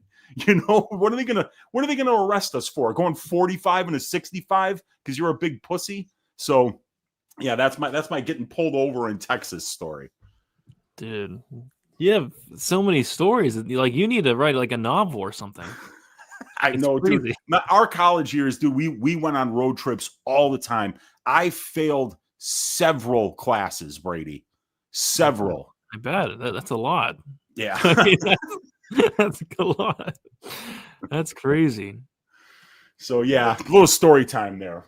Wow. Yeah, when I was in Chicago, I heard like 10 different stories, 10 to 15 different stories. They're all incredible. It's wild. Like it makes no sense. I mean, back in those days had to have been crazy. Yeah, dude, I know. Times have changed. Times have certainly changed. So much has changed, dude. We didn't even have cell phones back then, and just the fact that we didn't have cell phones made these stories so interesting because the stories would have been summed up in 5 seconds had it been like, oh, I'll just call him up and find out where he's at. No, you don't know where anybody's at. You can't get a hold of him. Shit, it brought a lot of wild situations for sure, man. That's amazing. All right. Let's keep moving on to the next fight. This should be a good fight. We got Daniel Santos going against Jusong Yo. Is it Yo or you? I think it's you. You? All right. I think it's you. Yeah. We got Santos, 30 years old, 5'7" with a 67-inch reach. We got you, 31 years old, 5'7" with a 71-inch reach. Santos 1 year younger, same height. You with a 4-inch reach advantage. We got Daniel Santos, 4-1 in his last 5 fights. Had a decision loss to Julio Arce in his debut. A knockout win against John Castaneda. That fight was incredible. Decision win against Johnny Munoz Jr. and a decision win against Young Lee in his last fight. As far as Jusong Yu, he is 5-0 in his last 5 fights. He made his debut against poor Jekka. Has Jekka Sergey woken up, by the way? I was just looking at that and I'm like, wait, why is Jusong Yu fighting? Isn't this guy behind bars for murder? You would think so after what he did to poor Jekka Sergey. I don't think he woke up, man. I mean, like, that was bad. I thought we witnessed the first death in UFC history that night, but this fight's going to be incredible. Daniel Santos brings that shoot to box style. Jusong Yu seems to have a ton of power. He showcased that in his last fight. I think these guys are going to swing dicks a little bit. What do you say? Yeah, I mean, it's going to be such a fun fight. Now, I'm leaning towards the Santos side because this guy's got incredible durability. I mean, remember that Castaneda fight? He hit like 2 flush head kicks right to the skull. He ate him like a chimichanga. So I love Daniel Santos's durability, and I think he's up at the finally up at the right weight class for him. This was the guy who was killing himself. He was botching all those weight cuts.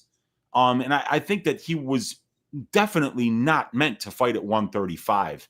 And that's why he was so inactive. So here we got him making a turnaround in just over 4 months after getting his first win up at 145 in his last fight against Young Lee, where he was a fairly big underdog. Well, I wouldn't say a big underdog, but he was an underdog in that spot. So it's going to be interesting to see how Santos settles into this weight class up at 145. But constant forward pressure from this guy, fantastic durability. He will mix in the grappling and try to wrestle. He's very aggressive with his submissions. He's out-controlling his opponents 34% to 7%. So he's winning about 83% of the control time positions in his fights. And he attempts 17.1 distance strikes per minute.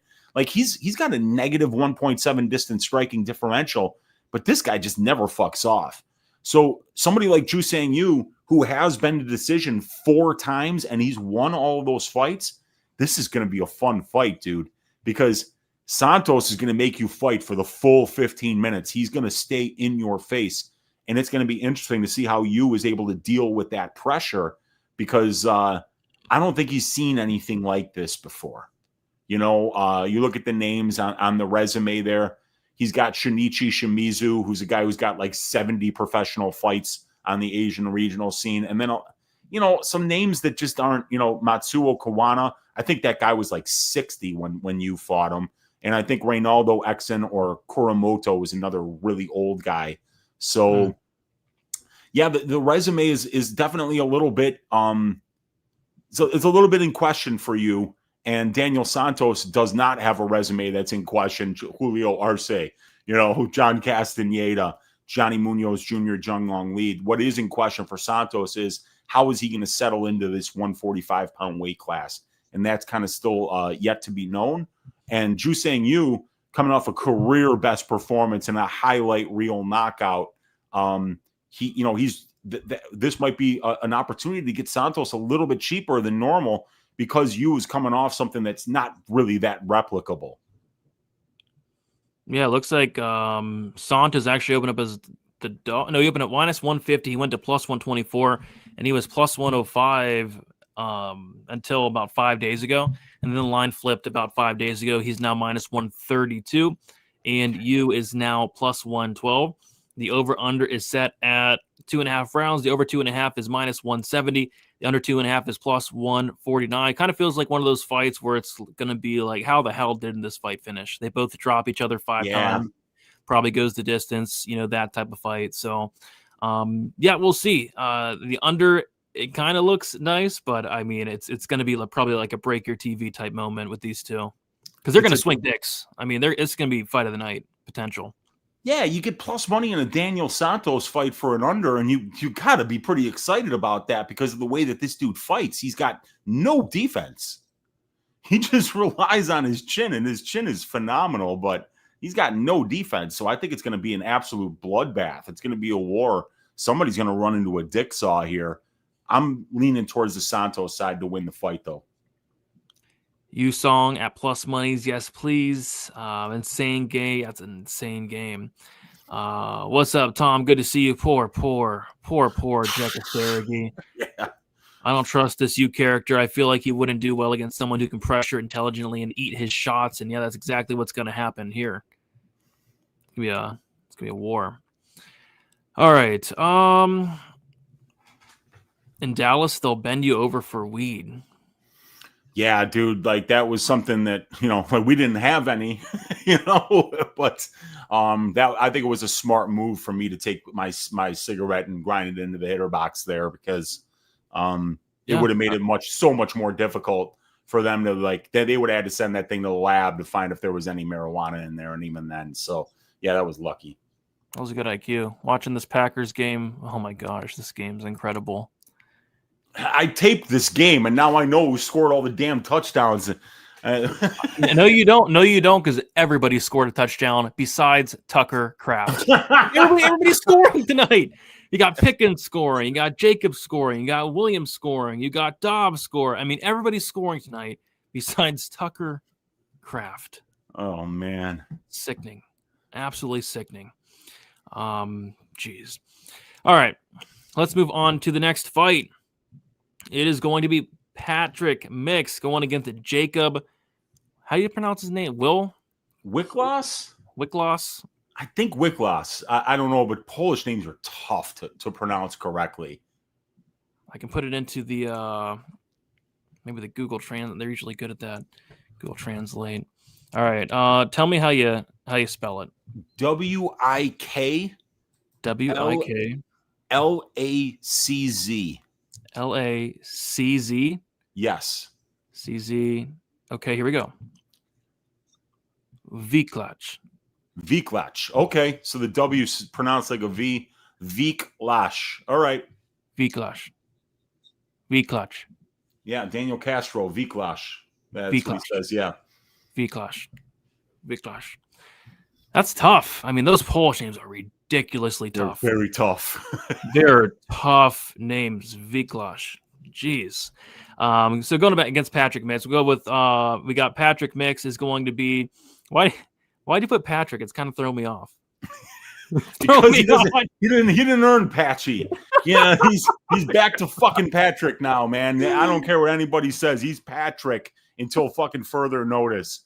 I don't know what that was against Bautista, and I'm not mad at him. I have been on Bautista, I cashed on that one. I was just like, man, Patchy, what are you doing? You're Patrick from now on. He'll earn Patchy when he gets his first UFC win. Until then, on his Uncle Weezy's spreadsheets, he's going by his government name. That's hilarious, and I hope so, Fluffy. I hope so. Okay, so Patrick Mix, 3 years older, 2-inch height advantage, and a 1.5-inch reach disadvantage. We got Mix 4-1 in his last 5 fights.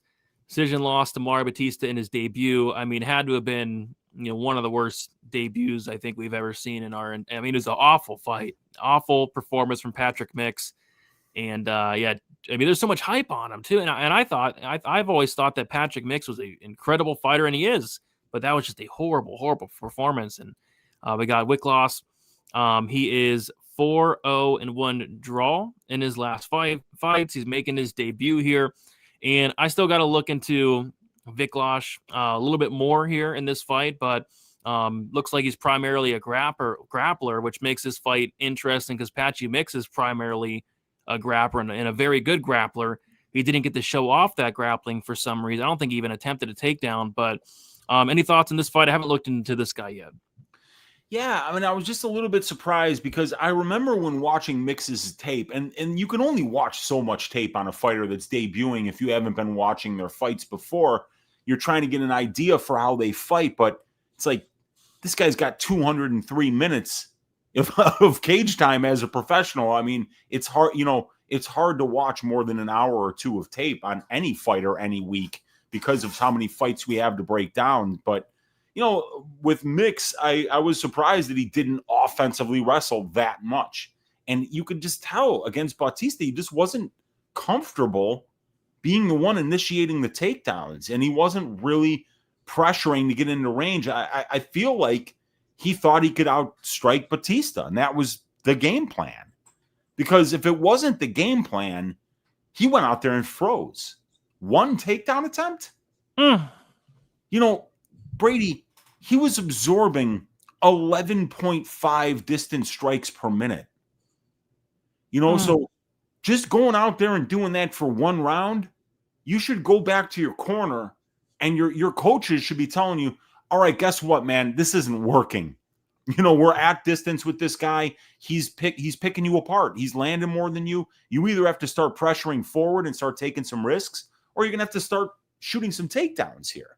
So he didn't really do either of that. He didn't really show the ability to make an adjustment in the fight to fight to his strengths and his opponent's weaknesses there. Not that Bautista's, has a big weakness anywhere in his game, but Patchy just didn't get the job done. And he gets a good bounce back spot here against a kid that's, a UFC debutant at the age of 29. Fighting in Octagon, I believe. I forget whether this guy is Octagon or KSW. Let me look here. Vlatch.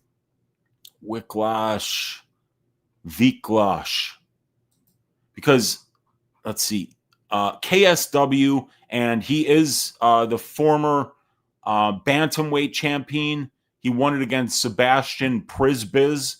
Then he had a draw against Sebastian Prisbiz. Then he beat Zuriko Jojua. I don't know if that's any relation to our guy Luke's Liana Jojua. Mm-hmm. And then another win over Sebastian Prisbiz. I know that's not how you pronounce it, but goddamn, I mean, what am I supposed to do? Przybysz? Let me type it in the I Google. buy a foul for Christ's sake? Let me type it in the Google. How do you spell it?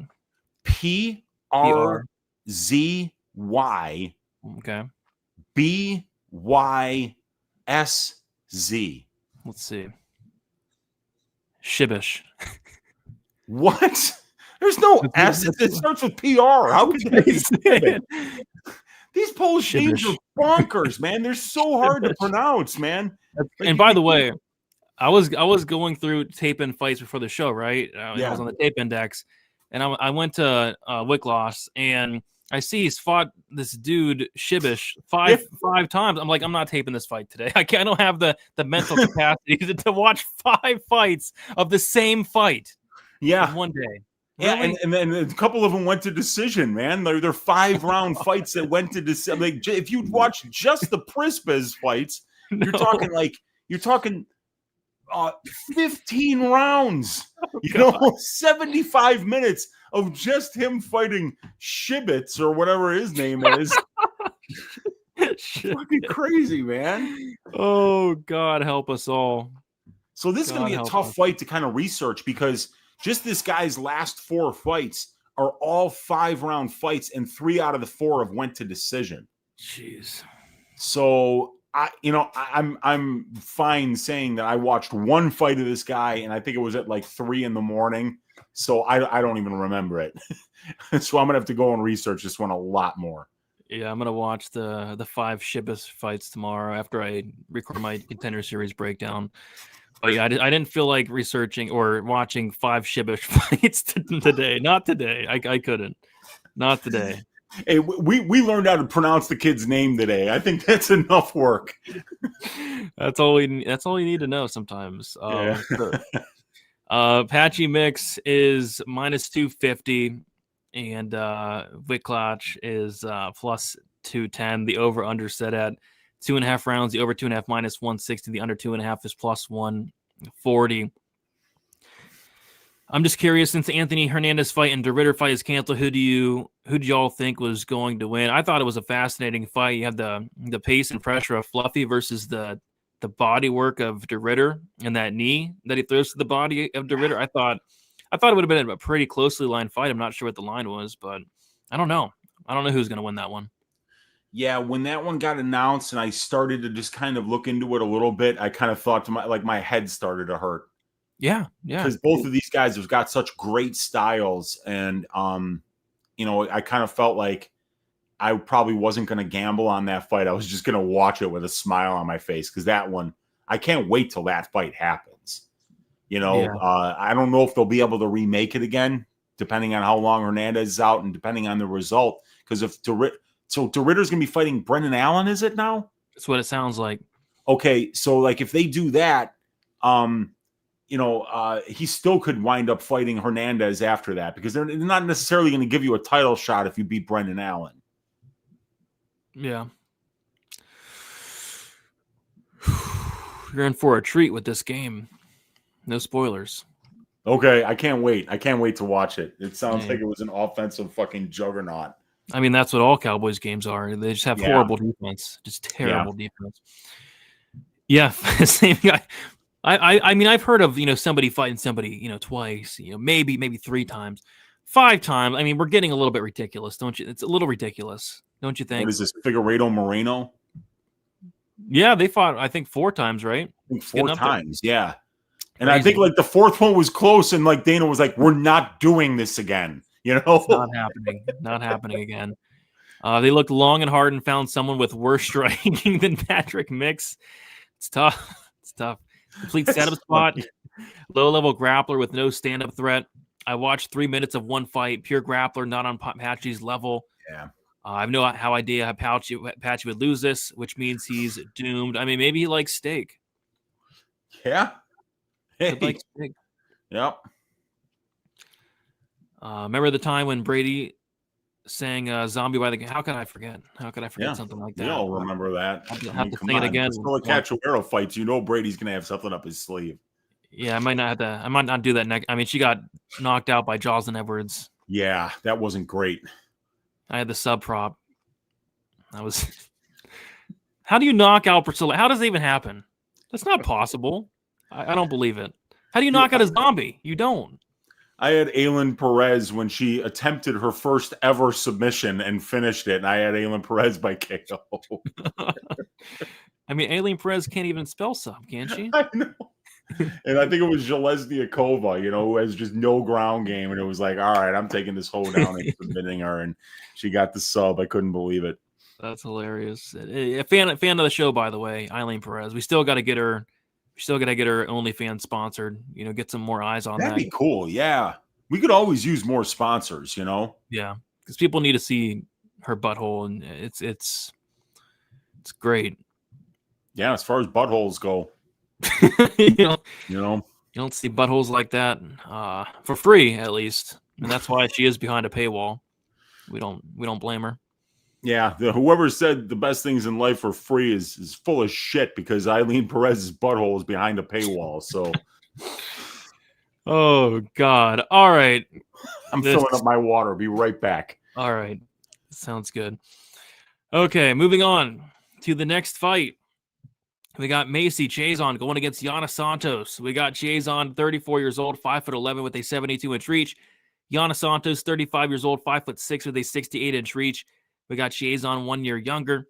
Chiasson with a 5-inch height advantage and a 4-inch reach advantage. Macy Chiasson, she is 3-2 in her last 5 fights. A decision win against Norma Dumont, a knockout loss against Irene Aldana, a submission win against Pandy Kanzad, a knockout win against Mara Bueno Silva, and then a decision loss to Ketlin Vieira. As far as Yana Santos, she is 2-3 in her last 5 fights, a knockout loss to Irene Aldana, decision loss to Holly Holm, decision loss to Carol Rosa, a decision win against Chelsea Chandler, and then a decision win against Misha Tate in her last fight. So, one of, I don't want to call it an awful one of the bets that hurt the most this, I think it was this year for me, was I had Misha Tate against Yana Santos, and I loved that spot. I loved it so much. I thought Yana was kind of kind of on her way out. I thought the win against Chelsea Chandler, I mean, that means nothing. I mean, that Chelsea Chandler win, it means nothing.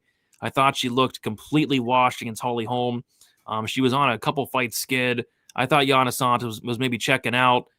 She had a kid. She's married now. I thought she was done.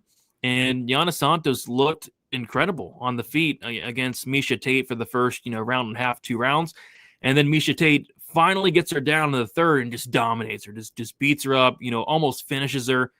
And I'm like, Miesha, why couldn't you have done that in round 1? Why couldn't you have done that in round 2? Like, I'm still pissed that I lost that bet.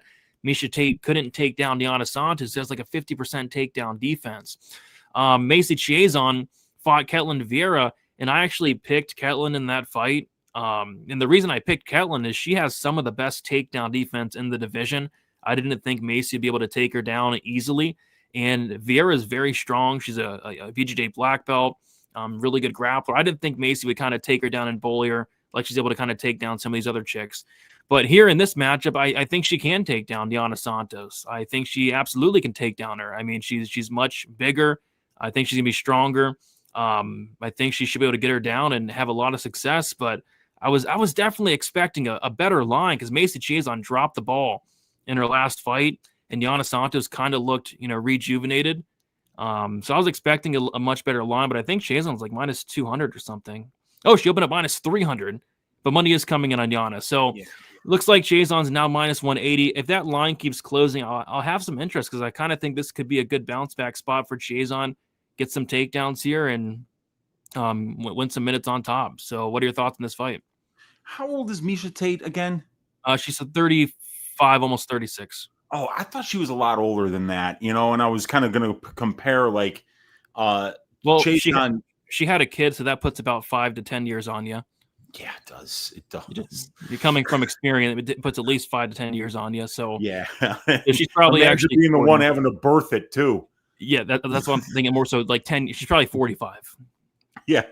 But yeah, I think that this could potentially be value on Macy simply because you got Macy coming off a rough loss against Ketlin and Yana coming off of a win where I think a lot of people thought that she was going to lose that fight. I had a bet on Tate too. And man, she looked great in the third. When she got her down, it looked like she was going to maybe be able to find a submission or find some ground and pound knockout there. But Santos was able to stuff those takedowns. And, Miesha's wrestling just didn't look good. Like she was trying to get those takedowns. She was pressuring relentlessly. She fought. She did what she needed to do to make that fight dirty and to potentially get it to the ground. It's just that Yana's dirty too, man. She spends a lot of time in the clinch and she's good there. But Macy is so much more physical. Macy is ridiculously huge for this division. 5'11", 72-inch reach. It's kind of a miracle that she's able to make weight as big as she is. So I think this is Macy's fight to win. I mean, like, if you liked Miesha Tate at what, minus 130 there or something like that? I think I laid like minus 150 on her, something like that. Yeah. I remember I laid juice on her too there, and I like that spot because I'm not a huge believer in Yana. I mean, her striking's all right. She's got a good clinch game, but she's lost a lot of minutes on the ground, man, a lot of minutes. And Macy Chiasson's so big and so physical, and she spends such a huge percentage of her time in those control time positions where she's just going to be so much bigger and so much stronger. And I don't even think Macy necessarily even needs the takedowns because I think she's probably just as good, if not better, than Yana is in the clinch. Like Macy has landed 122 clinch strikes and absorbed 89. Yana has landed 225 and absorbed 91. But I remember the Stoliarenko fight. She like outstruck her in the clinch like 50-5. So I think her numbers are a little bit skewed because of that fight. But I don't know if Yana's going to be physical enough to be able to hold her own in the clinch against Macy. So I'm leaning to the Macy side. Yeah, I think I like her here. I thought she was a bigger favorite though, but yeah, apparently money's coming in on the the other side. So minus 180 now. We got Santos plus 155. Yeah, if it keeps coming down, I might have to get involved on Macy Chiasson there. Because like you said, if I'm like minus 150 on Miesha Tate, who can't wrestle and is kind of older, I mean, Macy Chiason's like so much bigger and so much physically stronger than Misha, better wrestler. So yeah, I think Chiason around -150 be perfect, but we'll see if we get there. Over under set at 2.5 rounds. The over 2.5 -245. The under 2.5 is +203. I kind of think Macy's live for a finish, to be honest. I mean, Misha with Tate was very, very close to finishing Santos. I mean, Holly Holm was very, very close to finishing Santos on the mat. Yes. Holly Holm, the boxer, was very close to finishing Yana Santos on the ground. Santos got knocked out by Irene Aldana as well. So I kind of think Macy inside the distance could be sneaky also, along with that money line. So yeah, we'll see. Macy has a hole in her game. Body shots, up kick. Once in a lifetime sequence there. That's crazy. I've told that story so many times about how I got fucked on that fight. That was one of the worst losses ever. I had the Chiason money line, and the over 2.5 rounds was like the last leg of a parlay, dude. And that busted by less than 5 seconds. It's sickening. Sickening. It's a spectacular loss, dude. A spectacular way to lose a bet with an up kick to the liver from the grounded position. Yeah, unbelievable. And if she doesn't lose that fight, she wins like 5 or 6 of her last 7 fights or something like that. Mm-hmm. She's so obviously Macy's good. I think she's just at a little bit better career trajectory at this point. Got a little more gas in the tank at this point. A lot more physical and a lot more finish upside. And a lot more handsome as well. Oh, boy. You got that right. Yeah, you're not fooling anyone, Justin Bieber. No, you're not. We're going to find you for Justin. You have to go to OnlyFans. She has that OnlyFans, Eileen. Macy, fight doesn't go decision bets are my favorite bets. Always plus money and at least a coin flip to hit. They've hit a few times, eh? Jason, I agree with that. Like right now, the under 2.5 rounds is sitting at plus 203. My model says that should be priced around a 41% implied probability. We're only playing 33%. So yeah, definitely underpriced under in any Macy Chiason fight. And she's been finished in losses, and so has Santos. Santos has been finished in 3 of her 5 UFC losses. I was going to see if Santos has ever finished anybody. I think she got like her first fight after the Cyborg fight. I think she got a finish, if I'm not mistaken. I don't. No, that's not true. No. Never gotten a finish at the UFC level. Yeah. But yeah, Macy has been finished. Macy got finished by Aldana with that up kick, which that's such a fluke. And then Pennington subbed her. Yeah, I don't mind the under, but I think I'd rather play Macy ITD depending on the price. Still waiting on Priscilla to fight again so Brady can sing Zombie. Yeah, hopefully we see her back in there. Macy Chiason is extremely handsome. That she is. Yes. That she is. Holly Holm is pound for pound #1 or top women's boxer she's a really good boxer. Really good boxer. Did she retire yet? Holm? I think she did, dude. I think she's 42 years old, dude. Yeah. Makes sense. All right, so let's keep moving on to the next fight. We have Chris Gutierrez going against Farid Basharat. We got Gutierrez, 34 years old, 5'9" with a 67-inch reach. Basharat, 28 years old, 5'8" with a 71-inch reach. We got Basharat, 6 years younger. Gutierrez with a 1-inch height advantage and a 4-inch reach disadvantage. Gutierrez, 3-2 in his last 5 fights. Decision loss against Munoz. Decision win against Alatang Haley. Decision loss to Song Yadong. Decision win against Kwang Lee. And then a decision win against John Castaneda. As far as Basharat, 5-0 in his last 5 fights. Made his debut against Damon Blackshear, won by decision. Submitted Cleton Rodriguez, beat Taylor Lapilus by decision, and then beat Victor Hugo by decision. So, yeah, like I said, the parlay boys are back in town. Basharat minus 450 here. And, yeah, I got to go with Basharat here. I mean, it's hard to go back and watch some of these Gutierrez fights and see, Felipe Calorish, winning a round against this guy. See Kwang Lee, winning a round against this guy grappling. Alatang Haley taking him down. Song Yadong taking him down. John Castaneda winning a round grappling this guy. I mean, if those guys are taking you down, I mean, why can't, Farid Basharat, who's a much better wrestler and grappler than all those guys? And, Basharat's, taking down guys like Victor Hugo's a very good grappler. Taylor Lapilus has really good takedown defense. He was taking him down. Damon Blackshear, we know how good of a grappler he is. He was taking him down, out-grappling Blackshear, which is really impressive. So, yeah, I think, Basharat should win this fight with the wrestling. Pretty simple game plan there. Yeah. I'm still not entirely sold on the Basharat brothers, and I'm a little bit worried about an 11-month layoff here for Farid. I'm not sure what he's doing exactly. 28 years old, no injuries. Why are you taking 11 months off between fights, especially in a fight where you don't take any damage against Victor Hugo? A little bit weird for me. Gautier has been the much more active fighter. 14 UFC fights compared to only 4 for Basharat. Fought the better brand of competition, the much more experienced guys.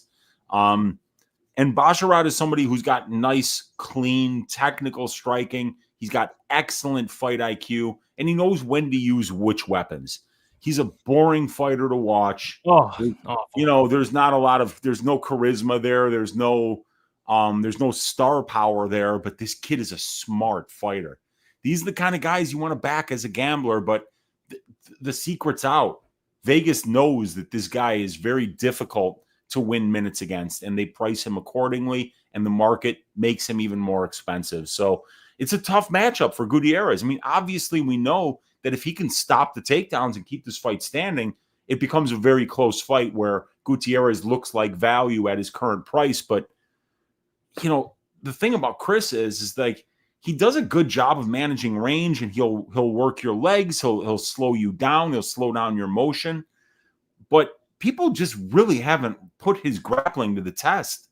I mean, he's facing guys who are wrestling him, and they're having some success, but they're really not going to it. Like Farid Basharat, he'll shoot 15 takedowns.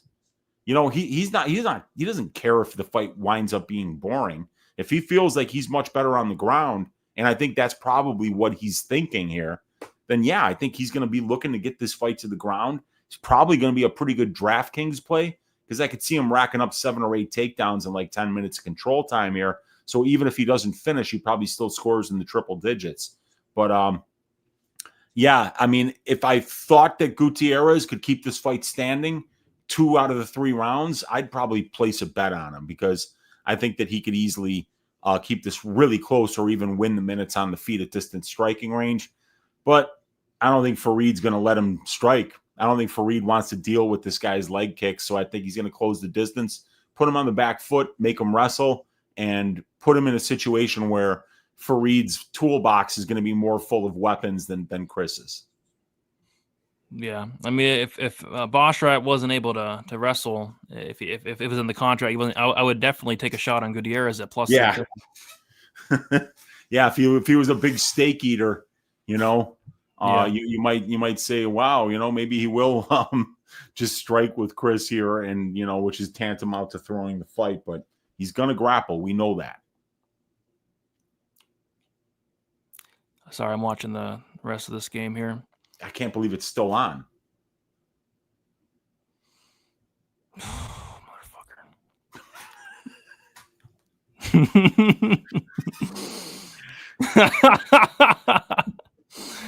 Kraft, come on, get your... No, they're not. No, they're not. No. What? What the fuck? Oh, that's ridiculous. God. That's ridiculous. Who does that? This is the world we live in, Wheezy. Dude, it's crazy when you're a gambler, man. Like just somehow how some of these losses come to fruition. It's amazing. Who would play for a tie? I don't get that. Who would play for a tie? I don't understand that. Let's see. Merab is my all-time GOAT in 3 more wins. Yeah, why not? I mean, Merab's incredible. That's so phenomenal. Dumb. That's how that game. That's ridiculous. Where's the Zesty Parlay boys? They're back today, man. I mean, minus 450 on Farid Basharat. Minus 450 on him. It's crazy. No thanks, man. Crazy. Yeah, but I remember betting on Gutierrez against Felipe Kalorish, and Kalorish took him down. I'm like, what's going on, Chris? I mean, what's going on? But yeah.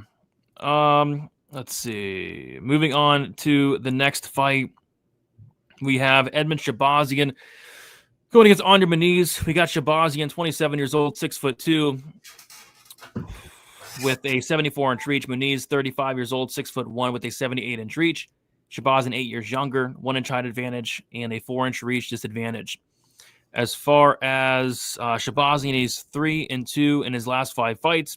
Knockout loss to Fluffy. Knockout win against AJ Dobson. To submission loss to Gerald Mearshart. Knockout win against Stylon Budker. And then a decision win against Andre Petrosky.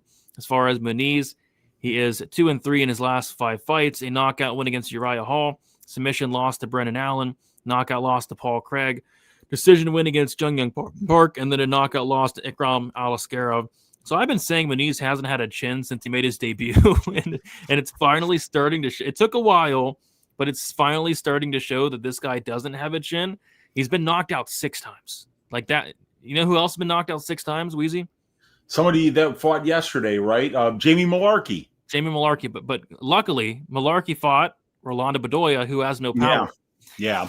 Edmund Shabazian, he has power. He has a lot of power. So I'm worried about the chin of Muniz. 6 knockout losses, 7 losses, all coming by finish. And it was weird in the Ikram fight. And I had Ikram. I had the under 1.5 there. I had Ikram like round 1.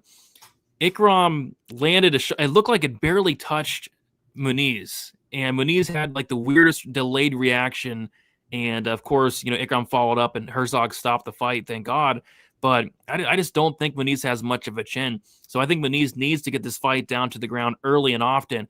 But the problem with that is Shabazian in the first round has very good takedown defense. When Shabazian's fresh, he has very good takedown defense. He's actually an underrated grappler. It's just the problem with Shabazian, once fights get past that, round 1, round 1.5, that's when he kind of starts to slow down. So I don't think Muniz is going to have an easy time getting Shabazian down to the mat. And if he doesn't, and if this fight's, taking place at range, one big shot could be it for Andre Muniz. So, Shabazian's never a guy you want to lay, minus 290. He's never a guy you really want to lay minus 290 on, but the pick for me is going to be Shabazian KO1. I think that's the most likely scenario. And yeah, if it gets extended round 2, round 3, it probably will favor Muniz, even though I don't think Muniz has the greatest gas tank himself. It's just Shabazian kind of falls apart as the fight goes on. But I think the under is juice, but I think the under comes through. And I think Shabazian comes through as well with an early finish. I'm not sure what happened in the Petrosky fight. I think that fight was rigged. It makes no sense till this day. But as long as this isn't a rigged fight, I think Shabazian should get it done. Shabazian isn't an extreme couture guy, so maybe this fight is rigged. I don't know. Yeah, the thing about Muniz was I kind of like the performance against Jun Yong Park. I mean, how many takedowns did he shoot in that fight? I think he got like 11 takedowns. Yeah, and I think he shot like 18 of them. It was the kind of performance where I was like, wow, this guy's actually fighting to his distinctive competencies. He's fighting in a way that's going to protect his chin and help him grapple. And if he fought like that against Shabazian, I think he wins this fight. Because we're coming off this fight where it could look to somebody who just wiki capped the fight like, hey, Shabazian was able to stuff the takedowns of Petrosky, but Petrosky didn't even try. Neither did Dylan Butker. Yeah, I know. These guys weren't even trying to wrestle him for some reason while they're getting pieced up at distance striking range. And I think Petrosky was probably just afraid to get tired and also afraid to get hit, so that puts him in a place where he's got to fight on very thin margins here. So somebody like Muniz, who might actually commit to the grappling, if he commits to the grappling here and chains takedown attempts together, doesn't get frustrated when the first one gets stopped, when the second one gets stopped, if he gets the third one and gets on top of Shabazian, not only can he win the round, he could potentially win the fight here. So I think it's a very interesting fight. Where is the time prop on this one? 1.5 minus 150. Oh boy, they're onto it. Yeah, I like it. Oh my gosh, open up at plus 142. Jeez. Ooh, yeah, that would have been a nice number to get. Minus 150 makes a lot more sense. My model says it's way underpriced, but I tend to disagree because this is pure striker versus grappler. Somebody's going to get their game plan going. And if they do, I think that a finish probably does happen in the first 7.5 minutes. That's a great point. It's an interesting fight, but you got to lay a lot on the under 1.5 here. But I think that the underdog has some appeal at plus 235. That there's a clear path there. And I think that because Shabazian just beat Prochazka, who's considered to be a grappler, that you could say now, oh, well, he just stuffed the takedowns of Prochazka. Muniz is even older than Prochazka, not as good of an offensive wrestler as Prochazka. That I think it's easy to say that this fight maybe shapes up better for Shabazian, but that's bullshit. Shabazian was only minus 170 versus Prochazka. Now he's minus 270 versus Muniz, who's a much better submission grappler than Prochazka is. So I think it's interesting, man. There could be some value on the Muniz side here. But of course, he could get absolutely lamped 30 seconds into this fight and just be dead on the canvas like Don Reyes last night. Yeah, I'm picking the lamped part. Yeah, it's fine. But it makes sense. I could see a scenario. And that Park fight was so weird. First of all, I thought he lost that Park fight. I scored it against him. But that was weird. Yeah. 11 takedowns is crazy. Yeah, he really made Park work. And like I say, if he fights with that same game plan here, he's going to give himself a chance to win. Yeah, that's why I like the under more than the Shabazian money line. Because if this fight is standing for 7.5 minutes, I think he's touching the chin of Muniz. And then if Muniz, like you said, if he's able to get his grappling going, probably subs Shabazian.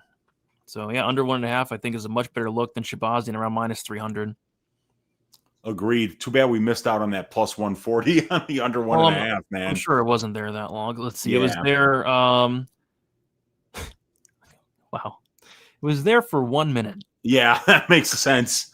That makes sense. What is even the point? It was there. It opened at 903 plus 142. At 904, it was minus 145. That's a really big move in the span of a somebody minute. Probably got down $100 on it and then it was gone. It's amazing. Just amazing. But yeah, kind of like that under there. And we'll look at the Shabazian props, and maybe even some Muniz props could be really big numbers since he's a big dog. Yeah, nothing wrong with that. I've made a ton of money on 2-3 props against Shabazian. Yeah, he gets finished a lot, dude. Yeah. So yeah, I think there's a couple of interesting ways to definitely play this fight there. But yeah, minus 300 on Shabazian. You just never want to lay minus 300 on a guy like that, really, against anybody. He's damaged goods. Andre Beniz is, I do think he is washed. I do think the damage is starting to kind of pile up. Let's see here. Free Dumas's testicle. I think he's feeling better finally. Man, that was nasty. Oh, Edmonton Sarge is due, but his loss to Shart scares me. Should have finished it. Well, I think that fight should have been stopped first and foremost. But yeah, not the best look. He's looked completely different. Oh, Muniz? Yeah, I noticed that too. I think he might be off the juice, Muniz. This dude used to be jacked. Now he's showing up not in the best shape it's looking like.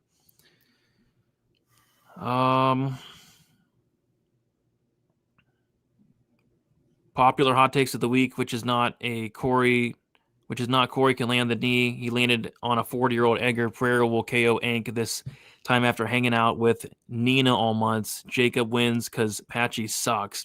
I don't think Patchy sucks. I think his performance sucks in his debut. I don't think Patchy sucks. All right. What sucks is this matchmaking. We got Ateba Gautier going against Ozzy Diaz. We got Gautier, 23 years old, 6'4" with an 81-inch reach. Diaz, 34 years old, 6'4" with a 79-inch reach. Gautier, 11 years younger, same height. Gautier with a 2-inch reach advantage. Gautier is 5-0 in his last 5 fights, all by knockout. Knocked out poor Jose Medina in his debut with the landed. I watched that fight back a couple minutes before the show, and he lands a big shot that sounded like a baseball bat hitting a home run at a ballpark. I mean, it was on Medina's face, and Medina eats it. He's clearly hurt, and he starts smiling, and then Ateba follows up with a knee and just puts him down, and the fight's over. I mean, this guy has so much power. Knocked out Robert Valentin in his last fight. That was a good win. And he's going against Ozzy Diaz, who's just, in my opinion, not a UFC caliber fighter, but he did get a UFC win, which I never thought would ever happen in a million years, but he did. He won a decision against Jordan Dos Santos, but I mean, this is a rough matchup. We got Ateba Gautier sitting as a minus 1,000 favorite, Diaz as a massive dog, and it's just hard to picture anything other than Ateba Gautier hitting the chin of Diaz in the first 5 minutes. So yeah, Gautier KO1. I think it's going to be the worst KO1 prop in UFC history is my prediction. Yeah, it's going to be up there. That's for sure. I mean, the reason I bet on Robert Valentin last time was because I thought that he was a kind of a durable guy. And I felt like if he could grapple, if anybody could grapple this guy, Gautier, if you go and you watch his only loss as a professional, it was a long time ago, so I don't know how relevant it is now. But, the guy just kind of Homer Simpsons him. It's a Welsh dude who hasn't fought since. And Gautier kind of lands big shots in round 1, maybe 10-8s him, very, very close to finishing him. But in rounds 2 and 3, he's getting taken down and held down because he's gassed. And he's gassed not because he's in bad shape, but because you can't be that, you can't have everything in life. You can't be 6'4", 81-inch reach, look like you're a bronze statue that came to life, have life-changing power in your strikes, and also, be flexible and fast and all this other shit. You can't be everything at once. And Gautier's got to work on his grappling game. And he's not going to be able to be explosive for 3 full rounds because explosivity comes at a cost as well. It's not something that you can do for 15 straight minutes. So Gautier is a guy who, for the time being, is going to be a little bit front loaded. If he's not getting first round knockouts, he's probably not going to look minus 1,000 in rounds 2 and 3 against some of these UFC level opponents, especially ones that might be able to test his grappling defense. Ozzy Diaz just isn't that. The guy's never attempted a takedown at the UFC level. I've never really seen the dude offensively wrestle that I can remember. I don't know if you can, Brady, if you've ever seen Ozzy Diaz wrestle, but that's kind of like, if you're thinking of getting to an Ozzy Diaz bet here, it's probably not because you think he's going to be the better pocket boxer here. It's probably because you think he's going to run a vet lesson on this dude, find some takedowns, find some top control, make him work, tire him out, and then maybe come on late in the second half of the fight to find a finish or bank the last 2 rounds. But, I mean, I don't think that's ever been Ozzy Diaz's game. I think Ozzy's a durable boxer who will he will take risks to land big shots. And sometimes those risks work out because he's got 7 of 10 wins by KO, but all 3 of his losses come by KO, Brady. So if I'm looking to find Ateba Gautier another win and kind of slow roll him up this ladder of this division because he's potentially a very exciting dude with highlight reel knockouts that could potentially have a number next to his name at some point, especially at only 23 years old. You can't teach a body like Ateba Gautier. You can't teach explosivity like that or a frame like that. And he's got all of those things. He's got all of what MMA cappers refer to as the necessary hardware to win at this level. The question is he going to be able to put together a full MMA skill set that will allow him to not just win spectacular fights by knockout over shitty opponents, but can he beat somebody in the top 10 by like for instance, just yesterday we saw Navajo Sterling, who's a kickboxer, go out there in the second round and get a takedown and get top control and bank around by going to a different tool than what somebody might have been expecting him to use. So I'm kind of waiting to see Ateba take the next steps that could indicate that the guy might be able to be great, other than just a great power puncher who, if that doesn't land, that he's not going to really win fights at this level. So I don't think Diaz has the kind of game that's going to give Ateba any problems, really. The best hope is that he pulls a Homer Simpson here and weathers the early storm and then maybe finds a late finish. But I think Ateba's going to knock him out in the first round. So yeah, yep, agreed. As do the books, and as does everybody. So Gautier actually opened at minus 450, which is wild. But now he's minus 950. Aussie Diaz opened up plus 350, currently plus 650. The over under sit at 1.5. Over 1.5 plus 226. The under 1.5 is minus 275. The under 1.5 opened up at minus 210. I kind of would have liked that, but minus 275 now. It's getting hammered. And it looks like DK opened up the total minus 345 for the under. Yeah, just hang on. I'm going to go on Twitter right now and tip Gautier at minus 450. Give me a minute. 4.5 units to win one. Why not? That's right. Yeah, I'm going to go tip that and say that all my odds shopper members got it at plus 450. Plus 450. There you go. Plus, there you go. Even better. Heck yeah. We cashed huge at UFC 320. 20 fucking units. That'd be amazing. Sleeping on Gautier plus 450. Got him sleeping. Diaz is getting piped. Yeah, it could be early running for maybe piping of the week. Yeah, I think so, man. Could be the first murder of the week. The first murder of the week. Oh, brought to you by Colton G. Yeah, I don't think he's 23. He looks like he's 30 something. Yeah, listed at 23. What are you gonna do? Ming Yang dropped Diaz with the jab. Might be the first under 0.5 bet I've ever made. It might be. I might actually take a look at the under 0.5. He finished Valentine in under 0.5, didn't he? Yeah. Like I don't think it took much more than a minute. It was minute 10 seconds. Yeah, I think that's very much on the table in under 0.5 rounds. The only time I ever considered a under 0.5 rounds bet was Rebelis de Spain versus, was it Josh Parisian? Yeah. Yeah, he walked him out. He knocked him out with a left hook, like while running backwards. You remember that? Hit. Yeah, and it hit. But it was like such a bad price. It was probably almost even money for an under half a round. It was so bad.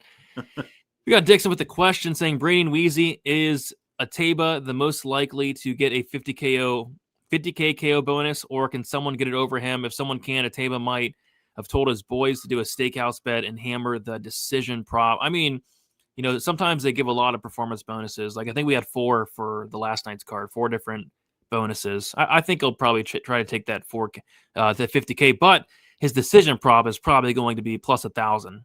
Like the fight doesn't go is going to be minus 1,400, or even like we could see the biggest fight doesn't go line in UFC history in this fight. Yeah, it's going to be up there. It probably opens at minus 1,000. Yeah, and then probably gets hammered too. I mean, it's going to be crazy. So maybe he does like steak. I mean, he looks like a guy that likes steak, likes his meat.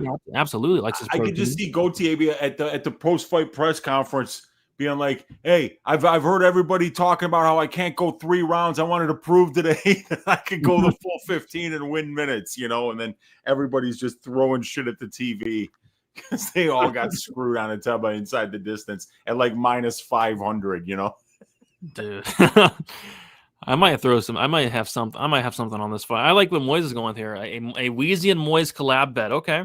Yeah. Fight doesn't start round 2 for this fight. It's probably gonna be like minus 175. But you heard it here first. Me and Moise are telling you guys right now we think it ends in round 1, and nobody else has the balls to say it. I might tail that. Yeah. I like it. Moise and I are undefeated on collab bets, by the way. Okay. Yeah. All right. So if I won't start round 2, I'll take up on that. Let's go. 4 bonuses last night. That was definitely, there was no fight of the night bonus last night. So they just gave 4 performance bonuses. Yeah. They gave one to Olberg. They gave one to Kroot. They gave one to Nolan, and then they gave one to someone else. Was it Rouston, maybe? Maybe Rouston. Oh, yeah. Roasted first round KO over an experienced veteran like Petrosky. He probably deserved one. Yeah, so they gave him to four different guys last night, which is cool. And then did they give Urslan dumbass of the night? Yeah, you got dumbass of the night. Yeah. Yeah, and they give you a big albatross to wear around your neck. Great job. Yeah. Runner up was Jack Jenkins. Got dumbass of the night, losing to Neil Magny. Oh God. All right, let's move on to the next fight. We got Abus Magomedov going against Joe Pyfer. We got Magomedov, 35 years old, 6'2" with a 78-inch reach. Joe Pyfer, 29 years old, 6'2" with a 75-inch reach. We got Pyfer 6 years younger, same height. Magomedov with a 3-inch reach advantage. Abus, he is 3-2 in his last 5 fights. Knockout loss to Sean Strickland. Decision loss to Kyle Bahayo. Decision win against Warley Alves. Submission win against Bruno Ferreira, and then a decision win against Michel Pereira. As far as Joe Pyfer, 4-1 in his last 5 fights. Knockout win against Gerald Mearshart. Submission win against Abdulrazak Alassane. Decision loss to Jack Hermanson. Knockout win against Marc-Andre Barrios. And then a decision win against Calvin Gastelum. So, yeah, I'm still pissed about the Michel Pereira fight. I mean, Michel Pereira clearly threw that fight. Him and his buddies went out there, bet on Abus Magomedov to win, bet on Abus Magomedov to win by decision. It was actually crazy, Weezy. Michel Pereira threw the fight, and I'm watching the fight back, and it's like Michel clearly threw the fight, and it's like Abus almost loses. I mean, that fight was a lot more competitive than I remembered. It's like this fight is somehow competitive. Yeah. And Michel threw it. Michel was trying to lose, and Abus barely skirted by him. I mean, I'm not high on Abus at all. I'm not high in his gas tank. I'm not high in his durability. I'm not high in his heart. And all those things are just a bad recipe for a guy in Joe Pyfer, who's actually really well-rounded, really good grappler, solid wrestling. He's dangerous on the mat. He's dangerous on the feet. He's proven that he's, that cardio is pretty solid. I mean, he did slow down in the Hermanson fight, but showed he can go 5 rounds. And I just feel like, Pyfer has unreal power. I mean, ridiculous power.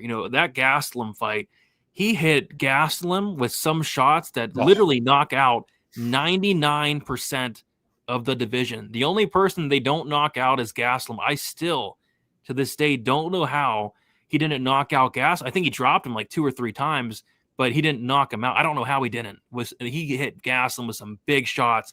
If he hits anybody with those shots, especially Abus, I think he's knocking out Abus. So I don't know. I mean, I really like Pyfer here. I'm assuming he's a big favorite because the parlay boys are back in town. He's not as big as a favorite as I thought he'd be. He's minus 240 there. Opened up minus 180. Currently minus 240. It's like, I don't know. I feel like Pyfer can potentially wrestle here. I feel like Pyfer has the better cardio. I feel like Pyfer is a lot more dangerous. I feel like Pyfer has a lot of ways to win this fight. So outside of Pyfer throwing it like Michel did, I think Pyfer, could get it done and get it done pretty violently here. Yeah, I think Abus Magomedov is going to the hospital after this one, man. Like Gastelum has legendary durability. Legendary durability. And like you said, dude, I remember I bet on Pyfer to win by KO because that's how much I believe in Pyfer's power. I was like, you know what, man? He's 29. Gastelum is fatter than shit. He's gonna knock this dude out. And it didn't matter that Gastelum was fat. It didn't matter that he didn't train. That dude can eat a punch. I mean, he can eat. Let's just say he can fucking eat. Gastelum can eat, whether it's punches, tacos, fucking cheese. He's all over it, and he's eating everything in the room. So I think Pyfer is going to knock out Abus Magomedov. The one way I could see Abus maybe winning this fight is if he's able to out-wrestle Joe.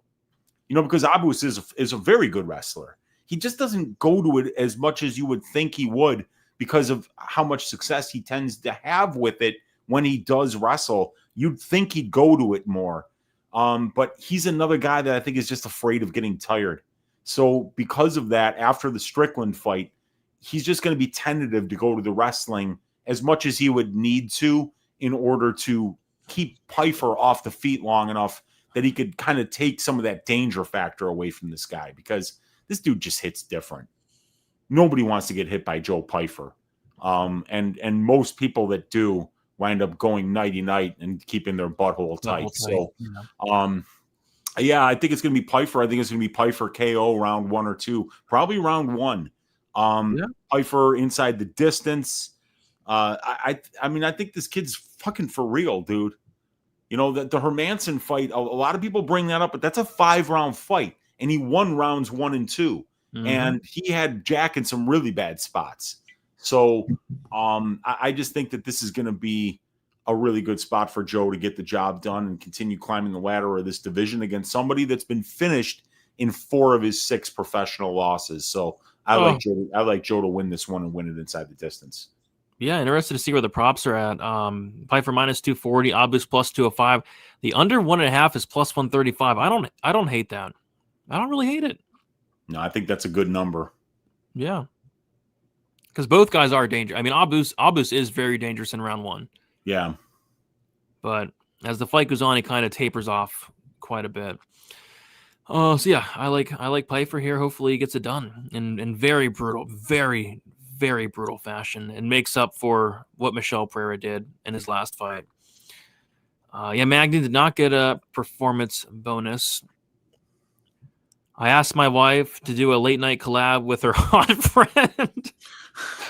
Unfortunately, she wasn't crazy happy about my suggestion. Damn it. Now that would be a good collab, 100%. That's a king move, though, for trying. You know, as long as you just got to try. Which site gives the best option to bet by knockout or submission? You mean like which site has like the best inside the distance line? I mean, like all the books, Karan, are going to give you knockout or submission lines, but you know, usually Brady, it's bet online that's first to market.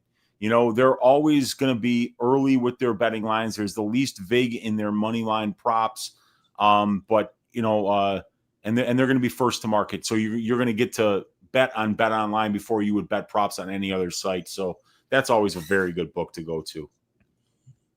Yep, they're always first. They're always first. Magomedov looked like shit too. He looked horrible. Abus looked horrible, but Michel Pereira looked. I don't know what he looked like. Like he was drunk. Like he was very drunk. There's like only one time, Brady, that I've seen a fighter win a fight by doing less.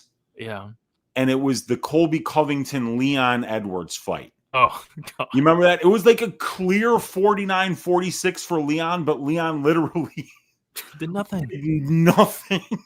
God. Like, I don't like that fight was actually close, and Colby Covington looked horrible. And it was the same thing with Pereira. Like, I think some people gave Pereira round 2 of that fight. It's unbelievable. But I think, like, Abus did that little that, I mean, I think Pereira even won one of the rounds on one of the judges' scorecards. It might have been the second. Like, I went back and watched that fight today. It was a lot closer than I thought it was. Yeah. And I'm looking at the strike numbers. Michel Pereira, 73. Abus, 78. When the hell did Michel Pereira land 73 strikes? It was little tap kicks to the leg, I think is what it was. Jeez. So only outlanded him by 5 strikes. Jeez. Oh, yeah, that was an awful. I mean, that fight took years off my life. So, yeah, Ralston didn't get a performance bonus, which is crazy, but they did give it to Brando. Okay, yeah. Brando looked great. He destroyed that dude. Yeah. So they probably should have did 5 because Ralston, I mean, first round KO, I mean, that was a great performance. I thought so. Yeah. Pfeiffer decision, calling my name. We'll see. We'll see what the lines are at. I'm kind of interested in the KO. I'm kind of interested in hearing what Pfeiffer, anytime Pfeiffer predicts a method, he always gets it right. I remember I cleaned up on Pfeiffer KO against Mearshart and then Pfeiffer by sub against Abdulrazak Al Hassan. He's good at predicting his outcomes. I have to tune into his he has a podcast with Sean Brady. Yeah. Abus by decision is also good. Don't bet on Abus Magomedov. Oh, God. I mean, maybe Pfeiffer throws the fight. And bets on Abus. Maybe it could happen.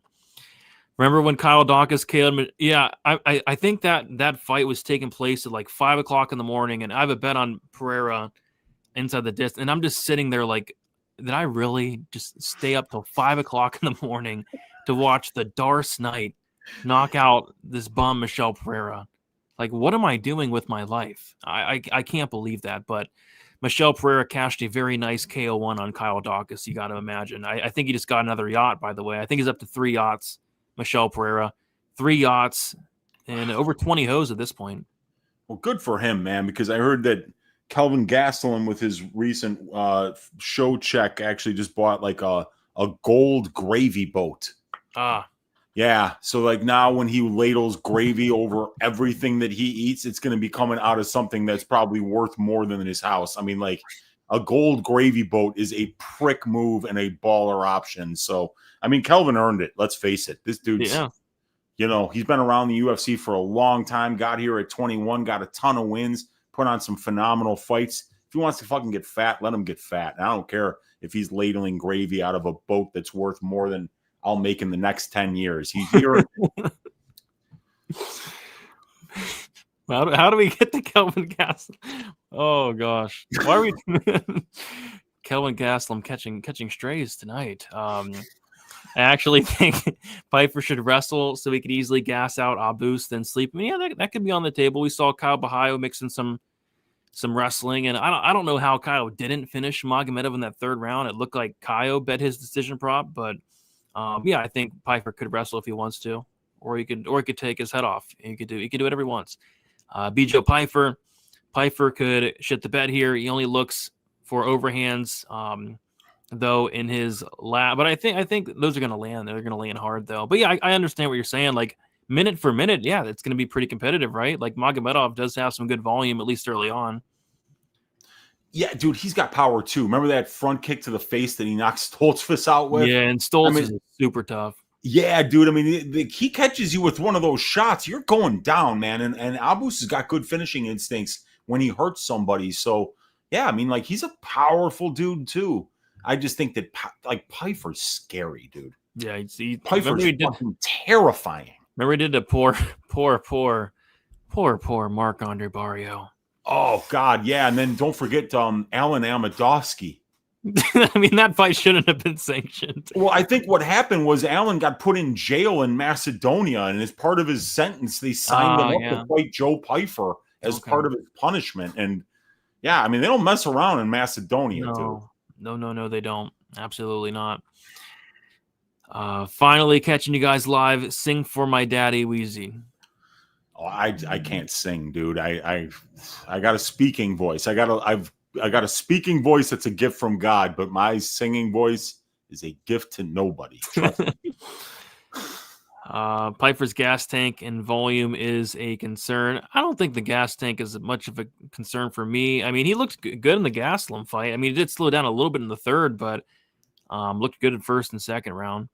Not like Abus has much of a gas tank. Yeah. If you can do a same game parlay on DraftKings instead of method of victory prop, it's usually a bit better in odds. Yeah, it all depends. You can kind of catch him slipping sometimes on there. Yeah. Abus has been working on his gas tank. He's not a horrible fighter, but if Joe touches his chin, he's going to bed. Yeah, night. What do you say? Night. Keep your butthole tight. Keep your butthole tight. Yeah. And those are wise words, because if you're going to bed, you got to keep it tight. Yeah. Absolutely. Yeah. Yesterday's fight was impressive. Was that black heavyweight took like 10 shots and eventually got TKO'd, but wow, yeah, the dude that pulled guard, Snack Panther, yeah, that was awesome. No way that fight goes to decision. Abus will death guess. Yeah, I don't think it goes to decision, but you never know. Michelle was knocked out before he stepped in the cage. Wouldn't be surprising. I sat there for 10 minutes contemplating if I should take a 2-month break from sports betting after Doc has KO'd Michelle Pereira at 5 a.m. I'm right there with you. I'm like, really? Like maybe it's a crazy sport, but really that happened? That's what happened. It's like, I couldn't believe it.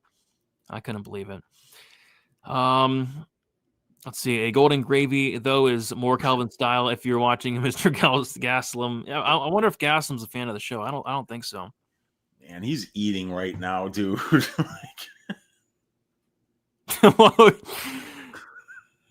Horrible nickname, Snack Panther. Yeah, I don't think it's a great nickname.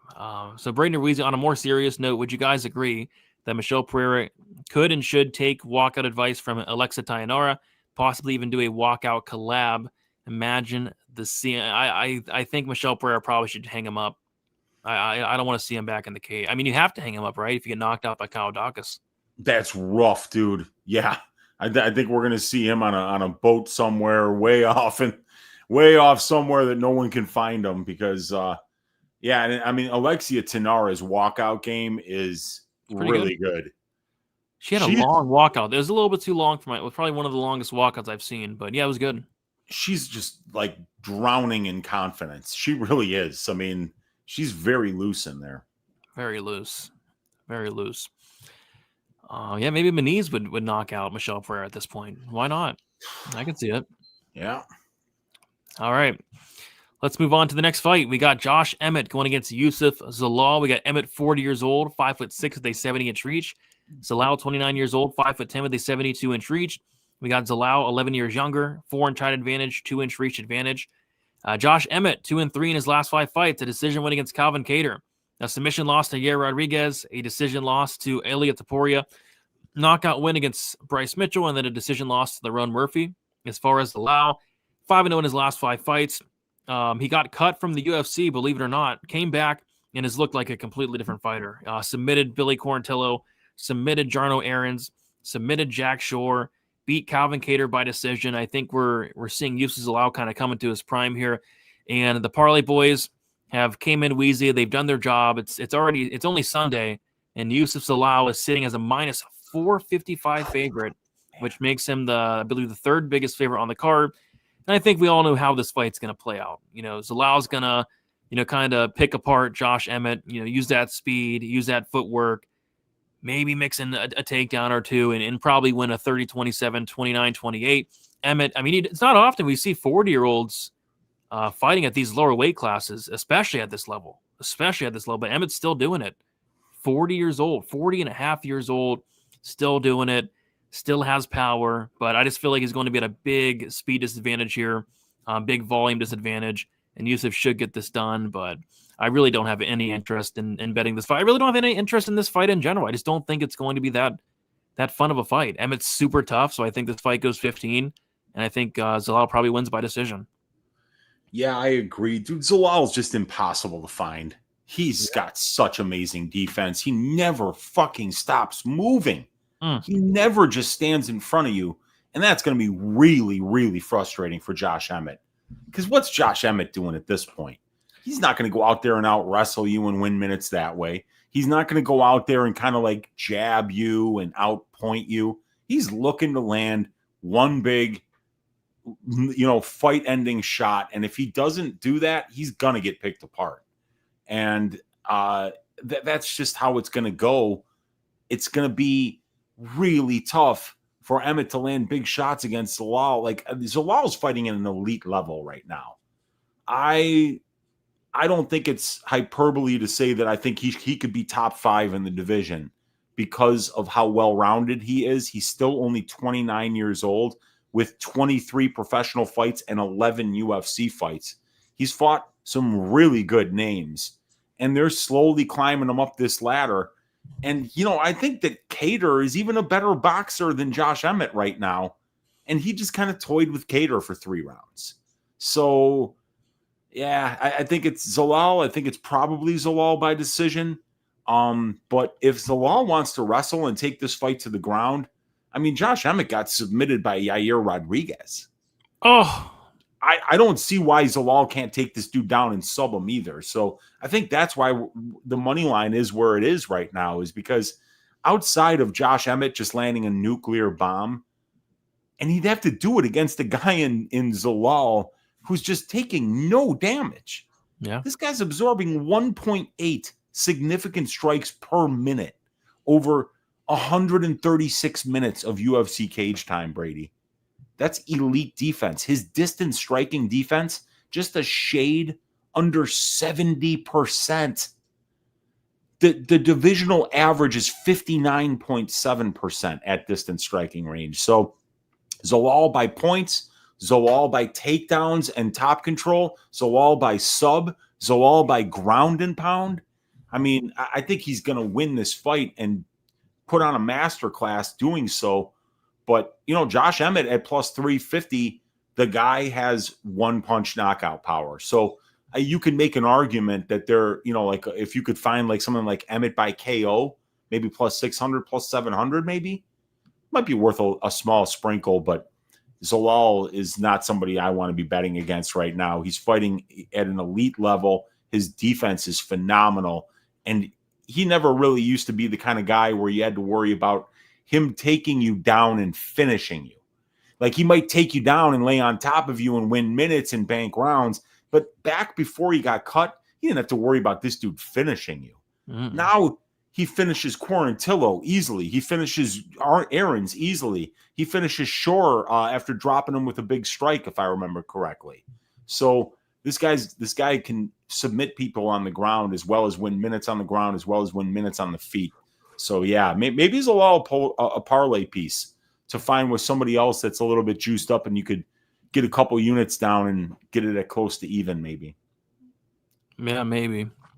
There's a lot of parlay piece potential on this card, but parlays are so cursed for me at least. I can't hit a parlay the last 2 years. So yeah, Zalaus came a long way. I remember I had a bet on him against Sungwoo Choi, and he lost.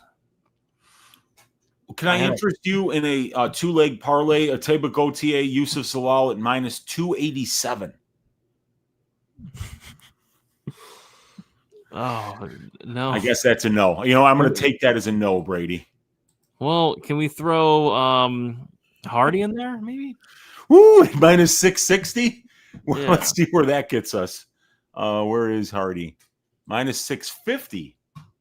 At that price, you can't afford not to do it. So at a parlay, that would they're not even letting you throw her in a parlay. They won't let you. They'll let you parlay Gautier and Zalal, but if you want to add Hardy, they won't let you do that. Will they let you add Fareed? Let's see. So we'll take Hardy out. We'll take Fareed Basharat at minus 450. And no, they will not let you parlay that. Oh, no. Minus 154. Okay, for a 3-leg parlay? 154. For a 3-leg parlay? That's for Basharat, Zalal, and Gautier. Now, if we were to add Veronica Hardy, then it's minus 111. Now, that's a great bet. Okay. When you can get a 4-leg parlay at minus 111, that's what the pros do, Brady. I mean, I would tend to agree. We could maybe we could throw like Edmund in there to make it plus money. Pfeiffer would make it plus money. We could throw one of those guys in there. 5-leg parlay, maybe like plus 120, something like that. I can't wait to get on Twitter after this week and talk about my 25-unit win, the 20 units on Ateba Gautier that I got at plus 450, and then the 4-leg parlay at minus 111 that just slaps. It's gonna slap, man. It's gonna slap. It's gonna hit. It's gonna deliver. Emmett's only chance is KO, no point in betting his money line. Take the KO prop. Yeah. Decision props allow seems like a multi-piece with round 1 Gautier. It's allowing a parlay. Uncle Weezy for the win. Yes, sir. It's allow leveled up after tasting the sweet nectar of Macy Barber. That'll do it. He has been on fire since they got together. And I don't think they're together anymore. I don't know. Oh no, Brady and Weezy have become parlay boy. I can't become a parlay. I can't hit a parlay. I can't even hit a 2-leg parlay, let alone a 4-leg juice parlay. So I can't be a parlay boy. If I had to put together a 2-leg parlay, what would it be? I don't know. It'd probably be Puna and Pfeiffer. It'd probably be that parlay. Because everything else is a little too juiced for my liking. The odds drop numbers got it at minus 217 rather yeah, than that's right. That's right. 300. Boomer's going to take the opposite, so he's liking. Who's he liking? He's parlaying Ozzy Diaz, Brogan Walker. Oh, Chris, God. Let's see what that would come out to. That would be fun. Let's have some fun here. Why not?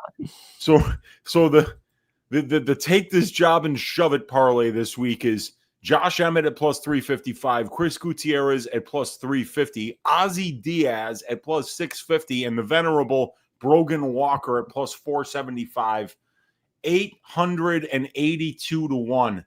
Ooh.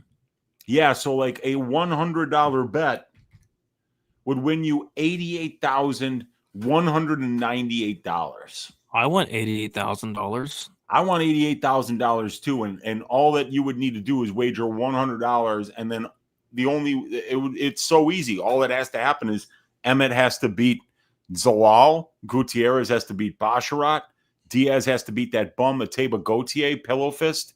And the Brogan Walker is going to put a vet lesson on Veronica Hardy. Easy money, ladies and gentlemen. I don't think a yacht costs $88,000. I think it costs a lot more than that. It does cost more than that. Might need to put a couple thousand on that parlay for a yacht. Yeah, that parlay kind of sounds like a take this money and shove it. It does. It does. Oh, we can add Jessica Andrade to future champion. Ooh, yeah. I wonder what that is. Yeah, she's like 9 wins away. She might be. Yeah. No, we were just joking, Vaughn. We're not doing that. Yeah. We're but the fourth was Basharat, Zalal Hardy, and the fourth was Gautier. Yeah. I mean, they all four should win, but I don't know. There's a lot could go wrong. I mean, we could have a ref stop a fight and continue it. We could have somebody get hit by a car. We could have paint fumes in the locker room. We've some sports. So I forgot about paint fumes in the locker room, man. Why do we bet on that? There could be no air conditioning in the arena. I mean, some of the stuff that we had to bet on week in, week out, it's crazy. So, yeah, a lot can go wrong with a 4-leg parlay at a minus number. All right, let's get to the good stuff. Before we do so, let's check the likes. All right. How many we got? Let's see here. I know we've had a really good game tonight. So I understand the likes can be down a little bit, but was hoping for at least 100. We're at 77. We got some room to some stuff to work with. So we need 23 more likes and a couple fights to go. So if you guys have not hit the like button, be sure to do so. We got to get at least 100 likes. If we don't get 100 likes, I think we might just call it quits on the show going forward. Yeah, we got to get 100 likes, man. Why would we come on here and get like 80 likes? We could have been watching a 40-40 football game. 40, you know? Yeah, exactly. So let's get at least 100 likes. Come on, guys. All right, let's move on to the next fight. It is going to be Yuri Prochazka going against Khalil Rountree. We got Yuri, 32 years old, 6'3" with an 80-inch reach. Khalil Rountree, 35 years old, 6'1" with a 76-inch reach. Yuri, 3 years younger, 2-inch height advantage, 4-inch reach advantage. Prochazka is 3-2 in his last 5 fights. Submission win against Glover Teixeira. Knockout loss to Alex Pereira. Knockout win against Alexander Rakic. Knockout loss to Alex Pereira, and then a knockout win against Jamal Hill. As far as Khalil Rountree, he is 4-1 in his last 5 fights. Decision win against Dustin Jacoby. Knockout win against Chris Dawkins. Knockout win against Anthony Smith. Knockout loss against Alex Pereira. And decision win against Jamal Hill. This is my favorite fight on the card here. This is my personal main event. I mean, how is this fight going to be boring? I mean, Yuri Prochazka, every time this guy fights, it's like an absolute chaotic war. I mean, his fights are insane. You got 2 guys with a ton of power, 2 guys who want to swing their dick. I think this fight's going to come down to who has the bigger dick. And I'll pose the question to you. Which one of these guys do you think has the bigger dick? Because if you answer that question, I think you have your winner. Yeah, I'm going with Yuri. And I'm going with Yuri because I just think the guy's stupid durable. You know, he's been knocked out by Alex Pereira, you know, who hits different. You know, the guy is just obviously one of the most powerful strikers to ever do it. And Khalil Rountree's got a ton of power, man. I mean, 14 knockdowns, Brady, in the UFC. 14 in 17 fights. He's landing a knockdown on 2.3% of the significant strikes that he lands. And you know how powerful Yuri is. Yuri, it's only 0.9%. So 0.9% for Yuri, 2.3% for Rountree. But the thing is that Yuri's been fighting the top competition ever since he got here. Who was his first fight? Was it Ozdemir? I believe it was Volkan Ozdemir. Yeah, and that was the easiest fight that he had. Every other fight has been against guys that are killers and either champions or future champions or guys that have will be fighting for the championship. So Khalil Rountree is somebody that, I mean, he lost to Dustin Jacoby. I don't know how the hell he got that decision. He beats Chris Dawkins. He beats Anthony Smith, and then he gets a title shot against Pereira. And he looks good for the first couple of rounds. but then Pereira gets his rhythm going and finishes him in the 4th round. And then he beats Jamal Hill in what was just Jamal is somebody that was an elite kickboxer, but he relied on his athletic ability, and he had too many bad injuries, and now he's just not the same fighter. So even though he's 4-1 in his last 5 fights, are there any of those wins, the current version of Jamal Hill, the version of Anthony Smith that Khalil Rountree fought? The Rountree beat Chris Daukaus, and I think that was Chris Daukaus' last MMA fight. And then he loses to Dustin Jacoby and gets awarded a win. So I'm wondering, are any of those wins even close to the level of what a win over Yuri Prochazka would mean here? And the answer for me is no. I think Yuri could actually even have a little bit of success in the grappling here. But Yuri's the guy's crazy durable. I think that Rountree is the kind of fighter where if he lands big and Yuri just eats it, he's not going to handle it well mentally. And I think that Yuri's going to break him like he always does, because both of these guys have got dog shit striking defense. So they're both going to get hit. Which one do you think hits harder, and which one do you think is more durable? I think they both hit extremely hard, but I just trust Yuri Prochazka. Yuri's got that. He's insane. Mm-hmm. Who the fuck lives in a forest on purpose? If you're homeless, it's one thing to be like, well, I guess I'm going to the forest. Yuri does it on purpose. Yuri's the kind of guy who will, eat fucking 10 grams of mushrooms and then just walk out into the forest and just find out things about himself. This guy doesn't care if he gets hit. He comes from behind so many times, like the Nemkov fight, the Glover Teixeira fight, even like the Dominic Reyes fight. You hit this guy and you hit this guy and you hit this guy, and it just doesn't go away unless you have Alex Pereira level power. And if you're not landing those kind of shots on him, eventually this dude hits you with something that you're not going to be able to take. So I think it's going to be Yuri, probably a 2nd round knockout here.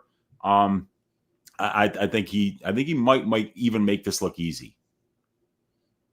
Yeah, I think whoever wins it probably looks easy or makes it look easy. I'm trying to look at how do you look at your fight history on picks on Tapology? Oh, okay. So you go to the fighter's name. Oh, I found it. Because I'm pretty sure I picked against Yuri in every fight. Let me see. Oh no. Yeah. Dude. Oh, I picked Yuri in the Glover fight. I picked against Yuri in every other fight because he makes no sense to me. Like, I'm watching this guy fight and he's headbutting punches coming his way. Yeah, I know. This guy's a 43% strike and defense. He makes no sense. But I think what I've forgot to cap into the fight is, you mentioned it, this guy is sick. He's sick in the head. Something's wrong with this guy.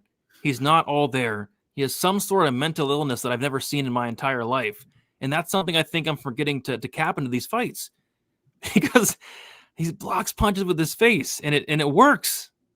It works. So yeah, he probably does win. He probably does win by knockout. So I like violence here though. But they're all over it. The fight doesn't go is -325.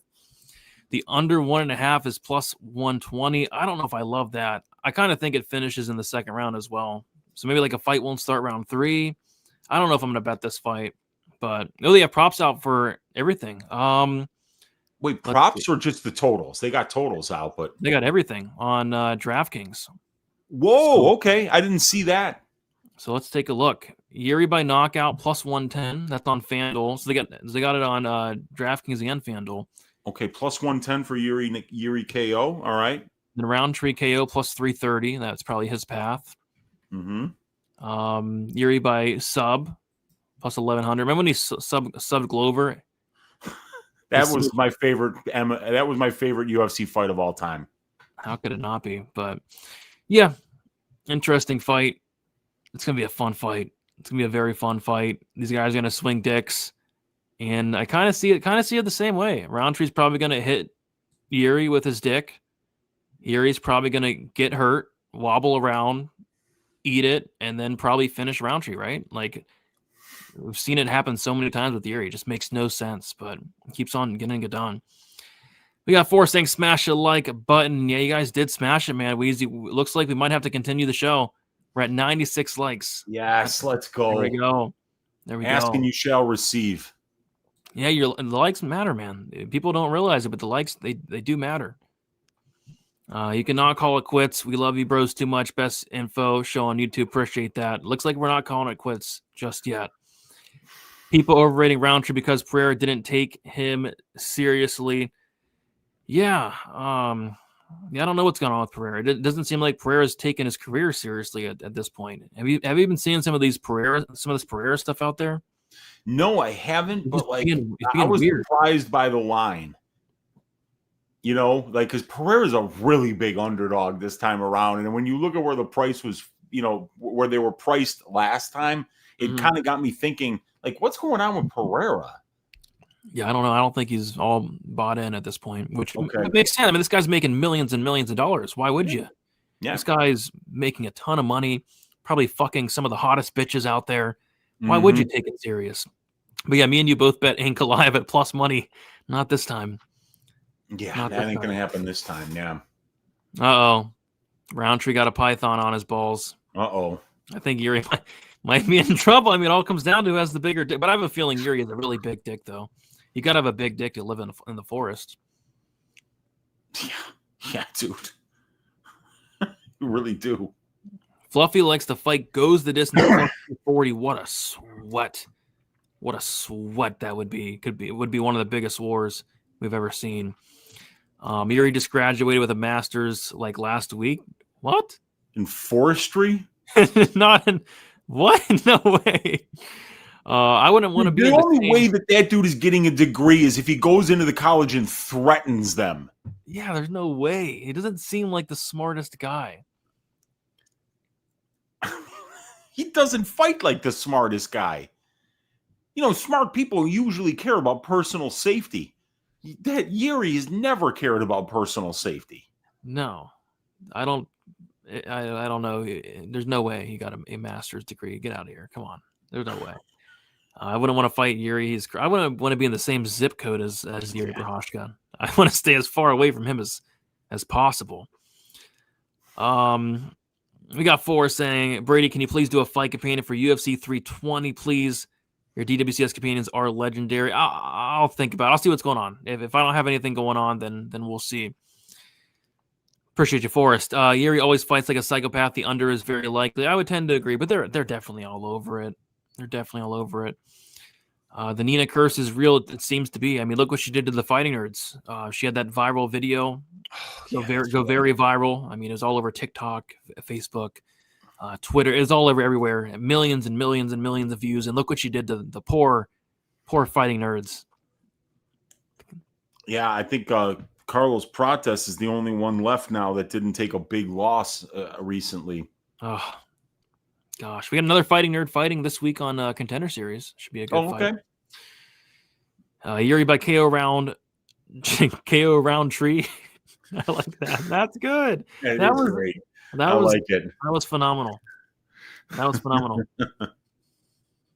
You guys concerned about Khalil versus Jamal Hill going to decision? Well, the thing about the Hill fight, only one of those guys were really trying to. I don't know what Hill was doing for 25 minutes. It's like he didn't show up for 25. Like with Yuri's going to force the action type thing. So I'm not really worried about it because of that fight. But I mean, it could go to decision. We've seen Rountree go to decision against Marcin Prachnio. We saw him go to decision with Dustin Jacoby. He's been a decision. Yuri doesn't really go to decision though. I don't think ever. In the UFC. Yeah, he just almost never. I think, at the UFC level, he's went to decision once. Who's That's crazy. Was it the fucking... Wow, I don't even know which one. I'm not seeing a decision. That's weird because I have one. It's showing on my thing that... Oh, no, that's overall. I'm sorry. He's been to decision once as a professional. Once. In 37 professional fights. So it was outside the UFC. He's 0-0 to the decision in the UFC. That's ridiculous. One decision. That's ridiculous. That's stupid. It is. That's so stupid. That's awesome.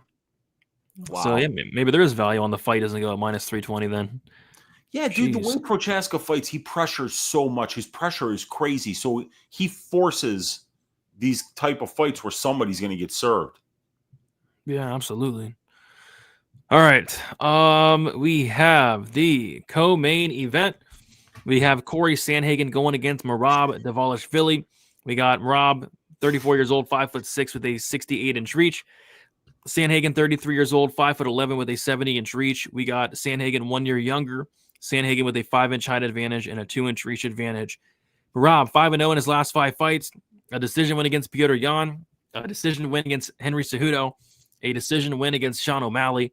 A decision win against Umar Nurmagomedov. And a submission win against Sean O'Malley. As far as Sandhagen, 4-1 in his last 5 fights. Knockout win against Song Yadong. Decision win against Marlon Vera. Decision win against Rob Font. Decision loss to Umar Nurmagomedov. And then a knockout win against Davison Figueiredo. So, I mean, I don't know if you've seen, but Merab's been talking a lot this week already. And he's basically saying, he said that this fight's going to take place on the feet for 90% of the time. He said he's going to knock out Corey Sandhagen. So the question I have is, do you think Merab is going to come out here and maybe test his Canelo hands in this fight? Or do you think... I never listen to interviews. No, you should, because Bilal Muhammad said he's going to test his Canelo hands, and he did exactly that. So I wonder if Merab's going to be a man of his word and keep this fight standing for 90%, he said. That would really be interesting because he's 5 inches shorter than Corey Sandhagen, and he's got a 2-inch reach disadvantage. And, I mean, this is a guy who's won a ton of minutes with his grappling, but his striking, it's good. I mean, it's very good, but I mean, Corey's much bigger than him. Corey's got a much wider variety of weapons that he can go to. And we've seen Corey stand up to grappling heavy attacks in the past. Umar was having trouble getting him down and holding him down. Umar won that fight on pretty thin margins against Corey. And Merab won the Umar fight on pretty thin margins against Umar. So I kind of feel like these guys are going to be very competitive with each other. Corey's an underrated grappler. You know what I think is probably the best part of Corey's game? Dude, when he gets on top, his ground and pound is savage. Do you remember what he was doing to Figueiredo on the mat? He was beating him up, dude. And I remember even back to his debut against Mario Batista. He got Batista to the ground and he just pounded him out. Yeah, I'm a big Corey Sandhagen fan. I'm a big believer in this guy.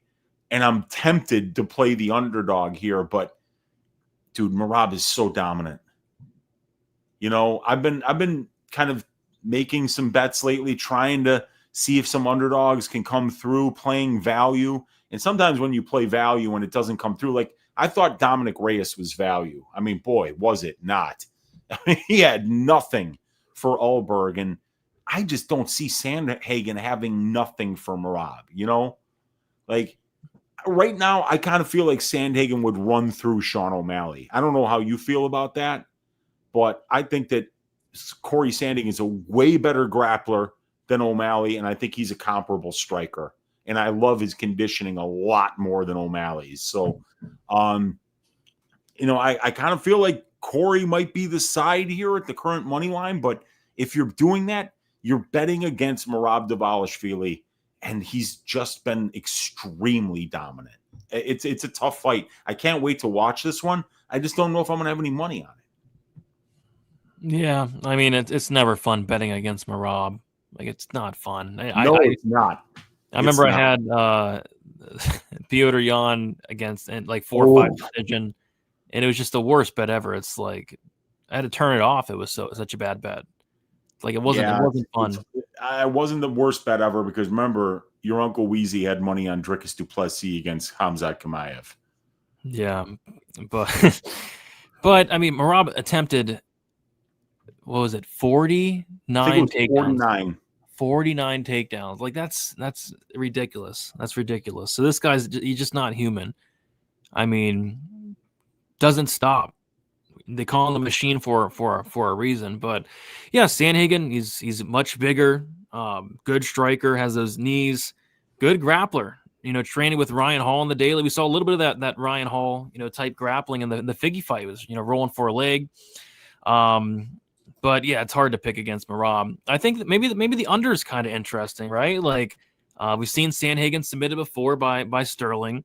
I think if Sterling's winning this fight, he might be catching Merab with a sub or a knockout. Merab's calling for a knockout. I think there are a couple ways for this fight to finish potentially, and the under is a massive number at plus 280. I don't hate that. Plus 280. Yeah, and Corey Sandhagen, 3 of his 8 UFC fights that have been scheduled for 5 rounds finished under 4.5 rounds, and for Merab, it's 1 of 4. The problem is, I don't see either of these guys getting finished. I don't know what Merab finishing Corey Sandhagen looks like. Yeah, I don't know. I mean, like, I don't see anybody finishing Corey Sandhagen, and I don't know how Corey finishes Merab, who anytime you get Merab in trouble, he can just kind of like latch onto you and recover, and he's never going to get tired.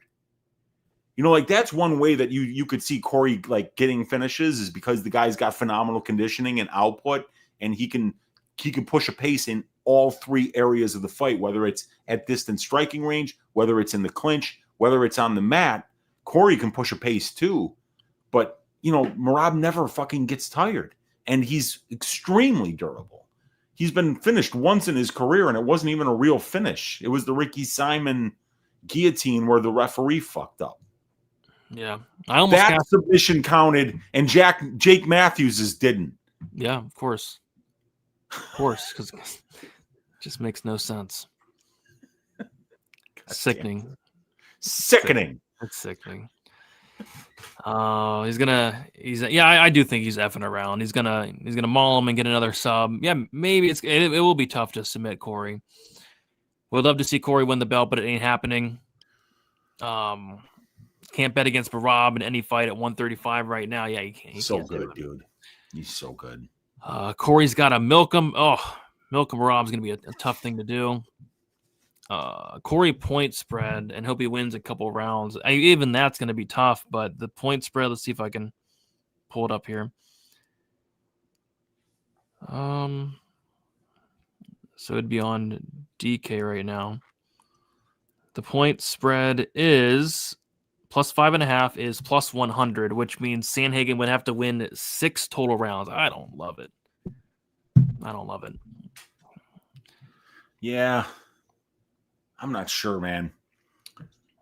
Even if you can, I mean, like even Henry Cejudo won round 1 against Merab when they fought, and Henry had a blown out hip in that fight. It's not like Merab is like he's not doing major damage on people, and he's not like this lights out submission grappler. I just think that Sean looked like shit, in that fight. Yeah, he did. The most recent fight, he looked terrible. Yep. But even in the Jan fight, it was 50-45s across the board. Jan's a really good fight. That still makes no sense to me. That was a phenomenal performance. I could see Merab going to decision and riding out control time 50-45. I could see that too. Corey is the bantamweight Dustin Poirier. He will never wear gold. Probably not as long as Merab's around.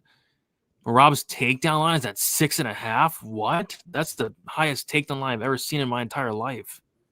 6.5 is crazy. Wow. Jeez. I mean, if you test his Canelo hands, it's gonna go under. But we'll see. All right. It is now time for the main event. We got Magomed Ankalaev going against Alex Pereira. We got Ankalaev, 33 years old, 6'3" with a 75-inch reach. Alex Pereira, 38 years old, 6'4" with a 79-inch reach. Ankalaev is 3-1, no contest, and 1 draw in his last 5 fights. And a draw against Jan Blachowicz, a no contest against Johnny Walker, a knockout win against Johnny Walker, a decision win against Alexander Rakic, and a decision win against Alex Pereira. As far as Alex Pereira, he's 4-1 in his last 5 fights, knocked out Yuri, knocked out Jamal Hill, knocked out Yuri Prochazka once more, knocked out Khalil Rountree, and then lost the decision to Magomed Ankalaev. So yeah, like I said, me and you both had a bet on Ankalaev. and that bet cashed. But I was watching the fight, and I was actually pissed at Pereira for his. I mean, Pereira fought I awful. know. I Yeah. had a bet on Ankalaev, and I'm like, "What are you doing, Alex Pereira? What are you doing?" And I'm like, the whole time I'm like, "Is he hurt? Is he Yeah. sick? He's not throwing his left hand. He landed 11 head strikes in 25 minutes. He's not letting his hands go. Alex Pereira, what is going on?" And apparently there are rumors that his left hand was hurt, which that would make sense because he didn't throw it the entire fight. Yeah. I thought Alex Pereira looked awful. I literally thought he was fighting hurt. And yeah, I cashed Ankalaev bet, but I cashed it at plus money, like plus 100, maybe plus 105. And now, all of a sudden, after that fight, he's minus 260. I mean, I think that's pushing it a little bit, especially if Pereira was, compromised. I mean, but minus 260 is a little bit wide for my liking. I'm not laying minus 260 on Ankalaev. Pereira's sitting at plus 220. And yeah, one thing I found very interesting about that fight is, I'm not sure how you felt, but the reason I did bet on Ankalaev is I 100% thought and expected and wanted him to have success in the wrestling and the grappling.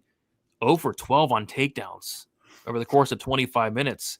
He outstruck Pereira. He hurt Pereira at one point in the fight. And yeah, striking looked good, but if you're telling me Ankalaev in this fight is not going to get takedowns, is going to strike with Pereira for 25 minutes, I don't know if I love the minus 260. So I think I might still pick Ankalaev in this rematch here, especially because I just don't think Pereira's taking his career seriously. He's doing these weird skits. He's hanging out with Nina Drama. He's being weird. He's being very weird. So I might probably still go with Ankalaev, who, I mean, this is his life. This is all he does is probably train. He gets no bitches. He's in the gym the entire time. So I think he's just taking his career more serious at this point. So I do think I lean Ankalaev, but minus 260, it's kind of wide, right? Dude, yeah. I mean, well, I could tell you how wide it is. Okay. So we've only seen, let me look at my stats here, but I believe this is only the second time that we've seen Pereira priced as an underdog, right? And this is the biggest underdog price that we've ever seen him priced at in the UFC. The biggest underdog price we ever saw him at prior to this fight was plus 195 versus Israel Adesanya when they fought, right? But you see that the Pereira was minus 104 against Magomed Ankalaev. He was minus 280 against Alexander Rakic, minus 550 and minus 400 in the back-to-back fights against Johnny Walker. He's minus 335 versus Jan Blachowicz. So we've seen Ankalaev priced up. He's always very expensive. And he's a little bit less expensive than where he was against Alexander Rakic 2 fights ago.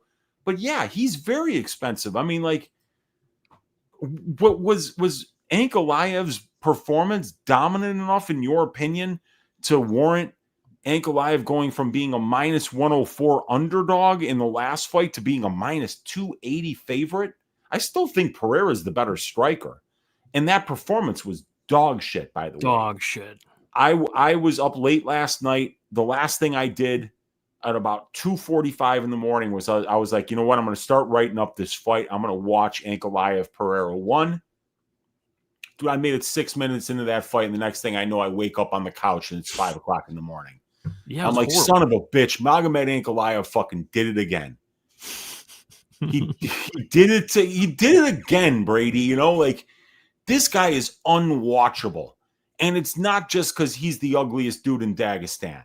Oh. And by the way, that's a fucking accomplishment. Mm-hmm. I mean, if you're going to be the ugliest man in a country full of ugly people, I mean, that is really something. And Ankalaev's nose is like, it defies physics and biology. I've never seen anything like it.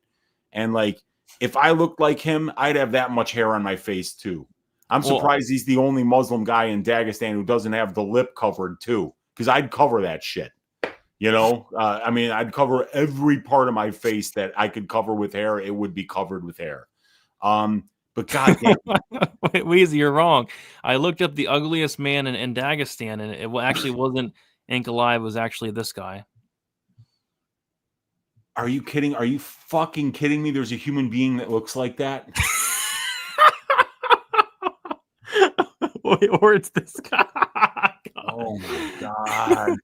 That's Wow. hilarious. There's no symmetry there That's at horrible. all. So maybe he's like the third ugliest guy in Dagestan. Okay. Yeah, yeah. But I'll tell you something, man. Is he a phenomenal fighter or what? I mean, Oh yeah. he's just so fucking good. Ankalaev is so clean. He takes very little damage. Very good defense. He slows down the offensive output of his opponents. And there's always the threat of the wrestling there. He doesn't really wrestle much, but whenever he does, he wins minutes with it. I mean, this guy is averaging less than 1 takedown per 15 minutes, Brady. But still, with less than 1 takedown per 15 minutes, he's still averaging 27.5% of his octagon time. He's controlling his opponents, and he's only giving up 3.4% control time to his opponents, meaning that he's winning 89% of the control time positions in his fights.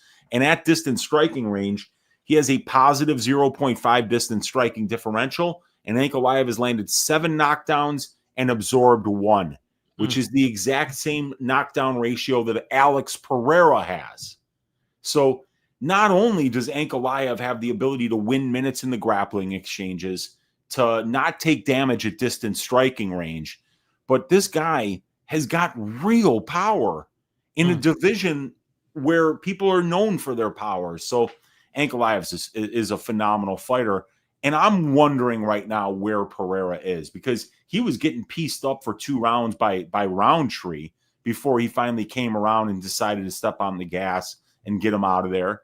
And then the last fight against Ankalaev, like, I don't know what he was doing there. Like, it looked like he was either throwing the fight or he was injured, or like somebody in the chat was saying that they heard he was just kind of like gallivanting the globe. They're like, when you're champion, they'll pay you and fly you out to certain places just to show up, just to show your face. So I think that Pereira might have been doing a lot of that. And, you know, he's still only 1 fight away from winning his belt back. So I guess the question is how serious is he taking it? Because Pereira is still 5 years older than Magomed Ankalaev. And he's coming off a loss, while Ankalaev, I mean, like, the only loss in this dude's career was a fight that he had won 14 minutes and 59 seconds of. How crazy is that?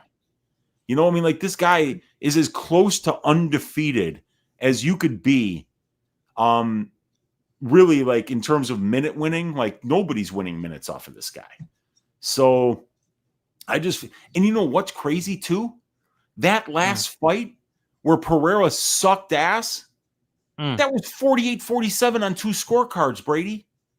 Yeah, it's scary. I thought I had we had that bet. I was worried that it wouldn't. I thought they were going to give it to Pereira because he's a far more marketable guy. Oh, by a mile. I mean, I was thinking the exact same thing. I'm like, shit, man. Ankalaev, I think you won the fight, but he's the challenger. You got to beat the champion to be the champion. And I didn't know if he did enough in that fight to get his hand raised. But it was 49-46 on one card, 48-47 on the other 2. So as bad as Pereira was there, it goes to show you that I'm sure he's the side at plus 220 here, right?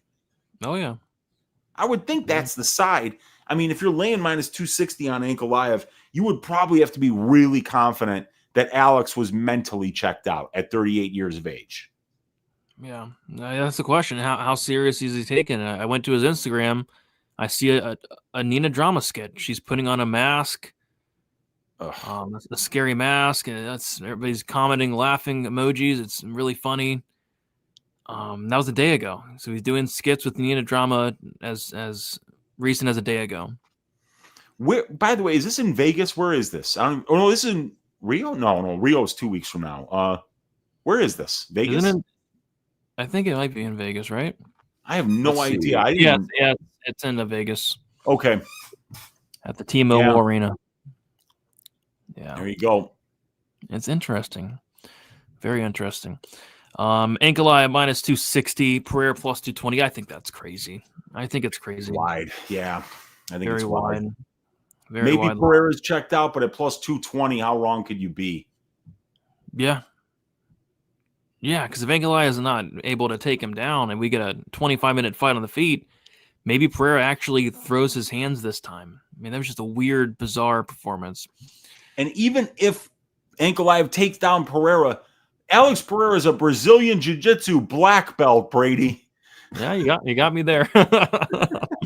It's a good point there. Alex barely trained for the first fight. He was touring the world doing meet. He's doing all kinds of things, man. I mean, he just has a lot of stuff going on outside of fighting. Eileen Perez's butthole. The name gets me every time. Don't hate the fight doesn't go. Alex might be pressing more. Killer be killed. I think that's a good point. Like if you're Alex Pereira, you need to change something up. You need to show up. Maybe be killer be killed. Maybe let your hands go. If he does that, we could maybe see a finish. Has a Brazilian ever beat a Dagestani in a title fight main event? I'm sure they have. Not off the top of my head, though.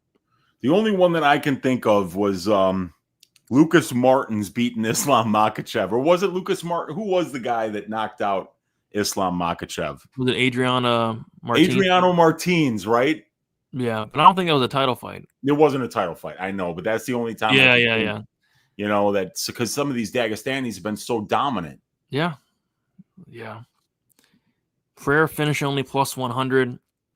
Maybe. I mean, Pereira doesn't have the best chin. He doesn't. He did get hurt pretty bad in their first fight. Yeah.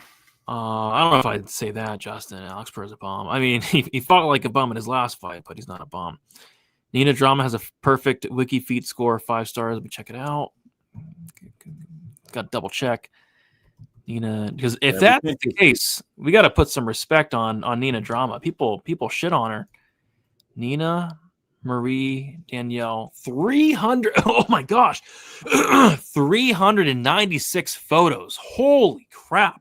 Wow, that is a lot. Has a 5 out of 5 rating, the best rating you could get, and it's such a good rating. It says gorgeous feet next to the rating. Gorgeous feet. Dude, it has her birth date, the birthplace, it has the height, it has the shoe size. She's a 9.5 US. That's pretty big, right? Well, I think the women's and men's sizes are different. Yeah. Because if it was a men's 9.5, I mean, those are some big feet. Yeah, right. Wow. Yeah, but that's got to be different. Dude, some of these pictures, they're like pictures from Snapchat. She has a picture of her feet, bruises all over my legs and feet, but she got her petty looking fresh. Alex Pereira's in one of these. His feet aren't out, though. His feet aren't out. His feet are covered. Jeez. 300. I mean, if you guys have, spare time, 396 photos of her feet. That's ridiculous. A lot of stuff there. Who's adding these photos to this website? Whoever is a sick person. Well, WikiFeed has got a very dedicated community of users, Brady. These are some good feet. No wonder they're 5 out of 5. Okay. Wow. Very nice. 5 out of 5. We haven't seen that yet on I think that's a Stat Diggers first. Yeah, I think it is. Yeah. Gorgeous feet. Big Ank and Wheezy in round 1. Oh. Yeah, I just look at that face and drop. Yeah. Absolutely. Just notice this whole card is literally a card filled with minus 200 or above favorites. It's Sunday. It's going on. I don't know. We saw this like a couple months ago. It was like every card was like this. No pick'em fights this week. No pick'em fights this week. The closest line fight is it the Daniel Santos Chusung Yu fight. That's the closest line fight. Other than that, there's not a closely line fight. I think there's only 2 fights. Three fights that are minus 200 or less. Macy Chazon's minus 180, Yuri's minus 180, and Santos is minus 130. Other than that, it's minus 200 and above. Well, it's going to be tough to make money this week unless the dogs bark. Yeah. Which one is worse, the Drake curse or the Nina curse? I think that the Nina curse is probably the worst curse. Yeah, I don't know. Yeah, they're both bad. All right. I say we get into what everybody's been waiting for. We're about 3 hours and 20 minutes in. It is time. I know. We're talking about feed and whatever we're talking about. Telling stories and shit. Yeah. We had a lot to talk about tonight. So we're going to talk about the parlay of the week, the milking of the week, and the piping of the week. Last week, we went 3 for 3. We got the parlay, we got the piping, we got the milking. Everything came through. Everything came through without a sweat. Everything came through with flying colors, and we have a ton of options. And I think it'd be fun to let maybe our chat decide this time and get the chat involved for the pipe because we have a lot of piping. So we're going to do the snake draft. You're going to pick a piping, potential piping. I'll pick a piping until we get 4, and then we'll add them, and we'll let the chat decide here. So who will be the piping of the week? Who is your first choice? Oh, the easiest one, Ateba Gautier, who's a murderer. All right. That's a good look. Okay, so Ateba Gautier. I'll go with give me Joe Pfeiffer. Joe Pfeiffer. Yeah, that's a phenomenal pick. All right. And what's your next choice? All right. I think I know who you're going to go with next, so I'm going to leave that individual out there so you can take them. And I'm going to go with something maybe a touch more controversial, Brady. My pick is going to be Yuri Prochazka at -180 for the piping of the week. Okay, Yuri Prochazka. Okay. And for my last, it's between two. It's between, I really think Shabazian can pipe Muniz, and I really think Soriano can pipe Veritenikov. I don't know. I'll go Shabazian, but I think both those guys probably pipe their opponent. I'll go Shabazian. Fair enough. It's too many. We needed a fifth option for this one. All right. So we'll let the chat decide who will pipe their opponent on site. Ateba Gautier, Joe Pfeiffer, Yuri Prochazka, or Eben Shabazian. If you guys are hanging out with us, be sure to vote. Let's try to get at least 50 votes. We have, 425 watching, 201 on YouTube, 224 on X. So we got 201 on YouTube. What do you say? Maybe a quarter of those people should probably be voting right now? At least, right? At least, yeah. Unless they're... You gotta be in front of your computer or your phone or whatever it is. I mean, people might be jerking off right now to Nina's feet. Yeah, well, can't blame them, Yeah, you can't blame them. All right, so while you guys vote, we will do the milking of the week. So we got a lot of piping options, but now let's touch on some milkings. Patrick Mix, maybe he redeems himself after his terrible performance and milks this newcomer. Puna Soriano could potentially milk Veritenikov, mixing in the takedowns, wearing on him, ground and pounding him. I'm exposing that cardio, that ground game. Macy Chiazon can potentially make up for Miesha Tate's wrongdoings, costing the MMA community a lot of money. Macy Chiazon gets it done. Milk Santos. I think for me it's between two. It's between Macy Chiazon and it's between Soriano. I want nothing to do with Patrick Mix. I think it's between those two, though. And I really don't think there's any other options. Who's a possible option is, in my opinion, where is it? Basharat. Yeah, Basharat and Merab as well. I think. Yeah, and that's what I was going to say. Basharat, Merab, and then Patchy and Macy. Yeah. Patrick. Yeah, we're not. We can stay away from Patrick. I don't know. I kind of really like Chiazon, but it is risky. It is the riskiest one. It's the closest lined one. If you can go riskier, what are you thinking? We can go a little bit. Yeah, I don't want to go -450 Basharat. I think we should be a little bit riskier than that. I think Macy, man. Yeah, I don't mind Macy, man. Because we thought that Miesha was going to out wrestle her, and I mean, I just think that Macy's so much more physical than Yana right now, and I think that Macy could potentially win minutes in the clinch against her, while we couldn't really see Miesha getting that done.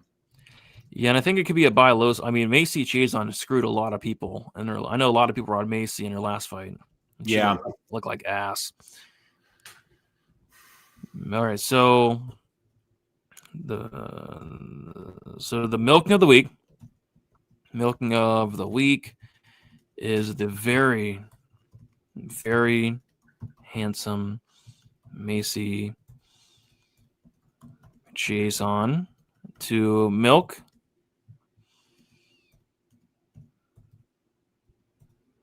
Yana Santos this Saturday. All right. Here we go. The milking of the week is the very, very handsome Macy Chiasson to milk Yana Santos this Saturday. Last week we got Montague. This week where it's in the hands of Macy Chiasson. And while we wait for the votes to continue to come in, Wheezy, I say we come up with a Stat Diggers parlay for this week. And there's a ton of options. Yeah. You go first. All right. I think Puna is a very parlayable piece. Money is coming in on him, but I think Puna, as long as he doesn't throw the fight and bet on his opponent, should win. I think the under 1.5 rounds in the Gautier is a great parlay piece, minus 275. So are you going chalky or not chalky? Because if you're not going chalky, I might just do that under in the Gautier fight. Yeah, I'm gonna go a money line here, either Pfeiffer or Puna. Let's see what that comes out to. So Puna's like minus 255 at this point, right? Yeah. Pfeiffer minus 240. Let's do Pfeiffer and Puna. Yeah, that's what, minus 103?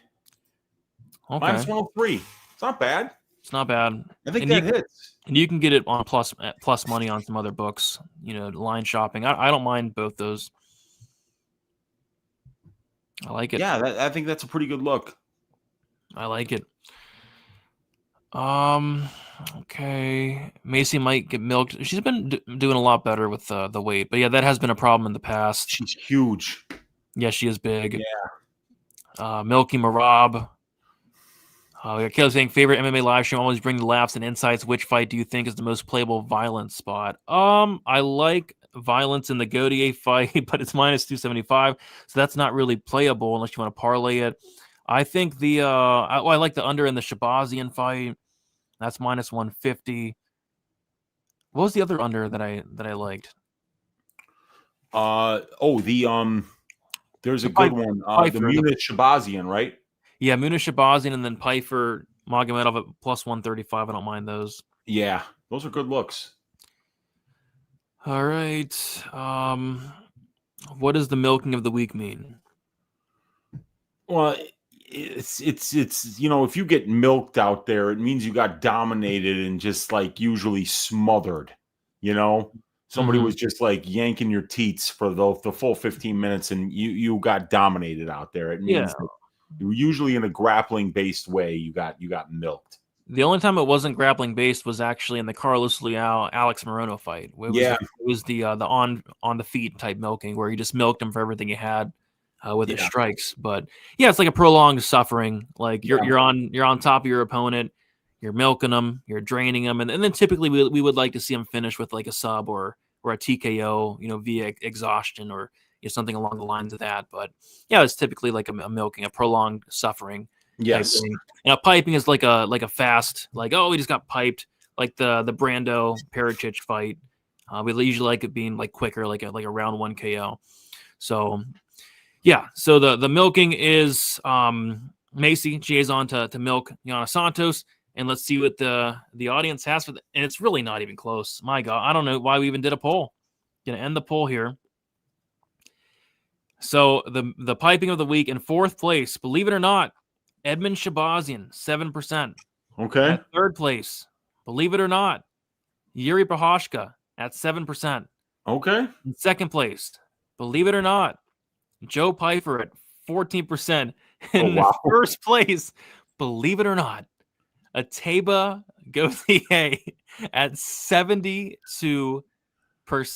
By far the most landslided piping I think we've ever seen.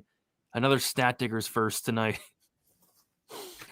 Ateba Gautier is a terrifying individual, and Ozzy doesn't have the kind of MMA skill set to put him in places where we know he might not be great yet. So, yeah, that looks like it's going to be a long night for Ozzy Diaz, man. Yeah. Yep. So the on-site piping of the week, Ateba Gautier to pipe poor Osman Diaz on site. And there you guys have it. Before we head out, I do want to do a couple things. I'll kick you in a second, Wheezy, but I do want to do a quick moment of silence, if you will, for Ozzy Diaz. And he's going through a tough time. He has to fight Gautier this Saturday. So if you will, just a quick moment of silence for Osman Diaz here.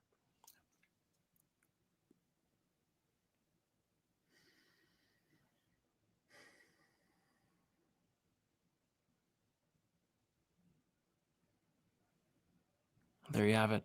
I feel like next week we're gonna see Ozzy Diaz on like one of those commercials, like his picture says R.I.P. and they're gonna have the song in the background, the "In the Arms of the Angels Fly Away." We're gonna have it's gonna be bad, man. I mean, this guy might get killed. Like, we're gonna witness the first death in UFC history. You know what? I'm not standing for this. I'm heading to Vegas. I'm taking a petition. And I'm saying we can't let this happen. We can't let Osman Diaz get killed this Saturday. I'm going to get at least 500 signatures. You think that would be enough to get the commission on it, to get this fight off the card? This fight shouldn't be sanctioned. Yeah, we can maybe start with our Stat Diggers audience. We can post something kind of a petition somewhere, because this is bad matchmaking. It's bad. It's very bad. But yeah, I mean, we did it. We're just gonna kick it to you. Let the people know what you got going on and where they can find you. Yeah, on YouTube at Uncle Wheezy, at Twitter at MMA Wheezy, and on oddshopper.com you can find my $25 a month probability stats and content package that includes these stats that you see on the screen: individual fighter stats, over/under betting models, prop betting models. 2 subscriber-only shows totaling over 4 hours of content every single week that there's a fight. Access to all my track bets, access to the Discord, access to my fight write-ups. It's a treasure trove of information for the serious MMA gambler. If you want to get access to all that information, cheat off your Uncle Wheezy, check me out on oddshopper.com. There you go. Check them out. So sorry, I'm on WikiFeed. Oh, yeah, that'll happen.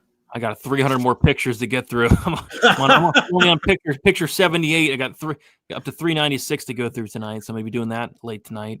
A lot going on there. All right. So yeah, busy week for me. Going live with Clint tomorrow for the Die Hard MMA podcast. That's going to be fun. Got Contender Series week number 8 coming up. The breakdown will be out tomorrow. Got a fight companion for Contender Series coming out Tuesday. So yeah, I got a lot going on. Very busy week. Contender Series is so much work. Like it's literally killing me. Like it actually might kill me. Taping 20 fights in a week is ridiculous. Yeah. But we're almost done. Almost done. Week number 8, got week 9, 10 to go, and then should be able to get my life back in order there. But yeah, and yeah, we got to get WikiFeed sponsor going. That would be sweet, dude. I'm gonna hit him up. I'm gonna send him an email. I'm gonna send the sick son of a bitch, because that guy is running this. He's got to be sick. I mean, you got to be sick to run something like that. He even has a WikiFeed Men for anybody who's in. If you're interested in the mail feed, they got a WikiFeed Men on there. They got a gift shop. I'm actually gonna go to the gift shop. What they got here? They probably got really good stuff in there. They got a gift shop. They got birthdays, feed of the day. Yeah. Let me go feed of the day. Who's feed of the day? Oh, shout out to Blue Gem. Feed of the day. Blue Gem. Never heard of her. Stand up. I see Emma Watson got feed of the day a couple days ago. Shout out to Emma Watson. Okay. Great actress, and apparently great feed. Okay. So there you guys have it. Like on your way out. Subscribe to the channel on your way out. And we'll be back next week. Never a second late. Sunday night. We'll see you guys later.